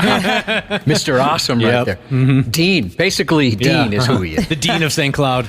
Dude, we were talking about sex-related injuries. Maybe I have mangled myself terribly and I just can't remember. I've had a couple. The only thing is, Dean wouldn't break his arm. He'd break the floor. That's a good point. True. His elbow, his forearm would just shatter the linoleum. We were talking about sex-related injuries, what I had in front of me and what I still have in front of me. The results of a survey where folks talked about how they've mangled themselves while folding somebody in half, and they created a top 10 most common sex-related injuries. I asked Wapple, Ashley, and Dana to guess what they thought finished number one, the number one most common injury in the sack. The answer isn't in the sack, but I guess it could be. Dana guessed pulled muscle. Okay, solid answer, and it made the top 10. Wapple mentioned a back injury. Also made the top 10. Ashley, I think, came closest to what is the number one answer. You said? Chafing. Chafing. Like friction burn. You tell me if it's fair enough. You tell me if it's close enough. The number one most common sex-related injury, and it was guessed by quite a few of our listeners, it is carpet burn. Yeah, I think Ashley gets the point for that one. Yeah. Nice. She's sick. Carpet burn. Anybody? Oh, yeah. Definitely. I wouldn't really consider that much of an injury, I guess. You're too tough for that? I don't know. You can keep living like your normal day life. You're not really walking funny afterwards. Oh, but it's so owie when you take a shower. It is owie. It is owie. Wapple is right. It is owie, yeah. I can tell you a carpet burn story. I was on my back, and I was on the carpet, and some gal chose to take a little ride on Space Mountain, if you know what I'm saying. And the next day, it hurt. And it was right where my pants and my belt... You know what I'm saying? Yeah, and then the clothes always rubs up on it, and it's... Every time I tighten my belt, I'd go, That's a terrible spot to get it. Yeah, right where my belt and my bands. Number one is carpet burn. Let me tell you where... By the way, there were other listeners who guessed. Wrong hole was a common guess. Oh, my gosh. For the most... Wrong hole was a guess for the most... common sex-related injury. And if someone else guessed something, I'm not sure if I know what this is. Penis recoil? What the hell is that? Is that a joke to the bit about the snap? Yeah. Rapid snap coiling of the penis, maybe? Or that maybe? might be. I was thinking it'd be like an Achilles, and it coils up. Ooh. Your wiener? Yeah, like an Achilles injury, it snaps and it coils. And then it's... Oh, yeah. Can that happen to a penis? I don't know. Well, I don't want to find out. I do not want to find out. Got an Achilles on your penis. I'm picturing your penis. I've had, and I realize jokes could come my way from this, but I've definitely had rug burn on the old knees, if you know what I'm saying. Yeah, that's painful. From what I like to call missionary. Not to freak you guys out. Oh, Josh. Crazy. Rug burns on his knees. Good luck wearing those thigh-high socks that you like so much. Yeah, I know. You can't even pull up your thigh-high socks anymore. Talk about ouchie. All right, here's your top, is it top 12? It's kind of weird because they skip some. Okay. And I'm assuming because there's ties. Yeah. Who cares? I mean, there's in fact, that is because there's ties. Here's the list. We know number 1 is carpet burn. Broken bone. You really got to have something go wrong when that happens. Just like my bro from Soft Touch Car Wash in St. Cloud. Well, in his case, he fell off the bed, broke his arm. Broken bone. That would just be awful. Oh. Do you finish? Depends. It's tough not to, Ashley, right? Once you get going. I think it depends on your level of experience, your age. And if it's your partner's bone or your bone, because if it's their bone, you could still finish. Yeah, oh, that's my true. God. Some people might like it, too, if they like the pain. Oh, that's a lot of pain, though. I mean, at this stage in my life, if I break my shin or something in the act of sex, we are not finishing. But when I was 20 years old, yeah, we're gonna let her buck, and we'll worry about it later. Broken bone, penis fracture. Yep. Stuck for an object. That would be scary. The most common sex-related injuries here. Stuck for an object. Hemorrhoids. Oh, what are you doing there? Yeah. What do you mean, what are you doing there? Why can't I go there? I mean, just when that can cause a hemorrhoid. Oh, I guess I thought they meant existing hemorrhoids that got tangled up in the mix. Oh, I just thought that's what I was thinking, that you already got hemorrhoids and something happens where they get involved and you shoot through the ceiling. And I mean your body, not anything else. I just thought of one. Could you consider this a sex-related injury because of my TMJ? I've got going on. One time my jaw locked open during the act, and that'll put an end to everything that's going on. Did it hurt? Oh, it killed. Well, then it was a sex-related injury. And then you get the fear that, is it ever going to shut again? All right, hemorrhoids getting involved. That's in there. Anal tear. Oh, no. Oh, I'd be done forever. Anal tear. I'll take it easy on you for the rest of the way. Sure. I will. Next up on the list of most common sexual injuries, vaginal tear. You lied. I did. I lied to you. Here's back injury at number 5, Wapple. Back injury. Oh, no, wait a minute. Who said that? Yeah, that was Wapple. Top 5. 4, UTI. Catching a UTI. Had one. The worst. Like Josh said, we've all had them. We've all given them. Every single one of us. 3, there's Dana's answer of a pulled muscle. Yeah, I got to stretch sometimes. Oh, just wait, honey. I'm just going to stretch the glutes quick, and then I'll be right with you. Number 2, bruises. What are you doing when you get a bruise? I got a bruised pee-pee once. I dated for a long time a major biter. She was big into it, but I had bruises all up and down my arms and shoulders. It was awful. Yes, but did you have one on your pee-pee? No, I did not. Can I ask you about your pee-pee? Yes. Was it too far back on a backstroke, and then when you went back for the forward stroke, it hit something that it shouldn't have? No. Oh, really? That's what I was picturing. Hate that. I'll tell you what it was. It was more or less a hickey. Oh. Which is a bruise. My word. That's fun. That couldn't have been pleasurable. Or what, did you... Oh, but it sort of was. Was it really now? Oh, yes. Okay. You got a hickey on your pee-pee. Number 1 is carpet burn. What does this say in closing out? Oh, wow. There were a lot of oral injuries. Not necessarily... Well... There were a lot of injuries. This is the way I should have said it. There were a lot of injuries caused by oral. Because when I say oral injuries, you think someone lost a tooth or their tongue fell off or something. No. There were a lot of injuries caused by oral. Like my hickey. Yeah, I'm lucky in that regard. Never experienced anything like that.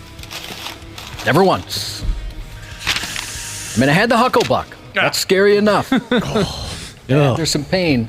You know, they mentioned doggy style was the most dangerous. What? I always heard it was cowgirl. That's what I always heard, too. And doggy style seems like the most safe option. Everybody's stable. I agree. Yeah, that's how you get rug burns on your knees. It could be. I mean, that's one of many ways. Well, if carpet burn was number 1, then it makes sense, I guess, that doggy style would be the cause of it. Yeah. Yeah, that does make sense because it's both people are getting rug burnt in that situation.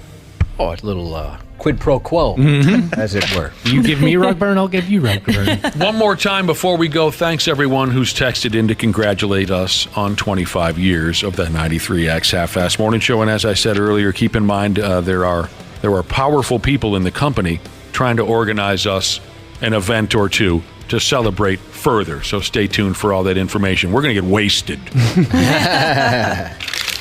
Some of the highest of highest ups are working on it. So, yeah, we appreciate it. All the nice texts. Apologize, we can't respond to all of them. They do disappear pretty quick, but the sentiment's there, and we love all of you for sticking with us for 25 years. We've been lucky enough to work in our hometown our entire, I hate to use the word career, but the entire time we've been here. Sure. The entire time we've been in radio. We have been right effing here from the word go, and that's a luxury that not a lot of radio people can talk about. No. And to Nick, thank you for the opportunity of a lifetime. That's what it's been this last quarter century. Thanks to you, Cubby. So we are going to end with our song. Oh, right. I forgot about our song. Are we going to... It's not a short song. You don't want to do it then? I'm just saying. Prepare for some confused people. That is kind of fun when we get texts. I thought this was a rock station. Yeah. Well, we don't have to do it. We can post it on 93X.com. I want to close with our song. Yeah, Okay, this good. So is do your I. guys' day. Yeah. I want to close with our song. Tell Me them too. the backstory if you don't mind, Josh. Well, it's Kenny Rogers. Yeah. Through the years, and Nick was, I don't pay attention to lyrics, so Nick was nice enough to bring it to my attention. The lyrics really describe the relationship we've had, really now for over 25 years. Oh, yeah. But certainly 25 years working together as best friends on this radio station. I just can't wait to look at the text messages from folks who are just tuning in. You know what I mean? Yeah, and I think our boss will be cool with it, but if not, if he wakes up from some sort of drunken or gummy stupor. They're all like out in the hallway right now. It looks like a whole crowd of people. We got the bigger boss and Derek is out there too. Is that right? Yeah, it's kind of intimidating. Well, for you guys it would be, but not for me and Nick. Not for us. Not for me and okay, well then we better get out of here. Should I holler at him? Let's just check this out. I'll holler at the door. Get out of here. We'll see how fast. Hey, it's in our contract. You're not supposed to be around us. Get out of here. Before we do go, but happy 16th anniversary from, oh no, I lost the name, but to the lovely wife of Boomer Sooner Jesus. Happy birthday on Sunday to Paige from Double D's Jesus. And then happy 25th tomorrow to my badass mustachioed stepson Cameron. The 93X Half-Assed Morning Show. 93. The 93X Half-Assed Morning Show podcast is sponsored by Standard Heating and Air Conditioning. New episodes drop each weekday. If your podcast platform has ratings, go ahead and give us 5 stars and maybe give our enemies 1. Thanks, and here's a word from our sponsor. Standard Heating is having their 94-year celebration. They have special offers just for you this February. Whether you need a new furnace or a tune-up, they have something special for everyone. Visit standardheating.com to save today.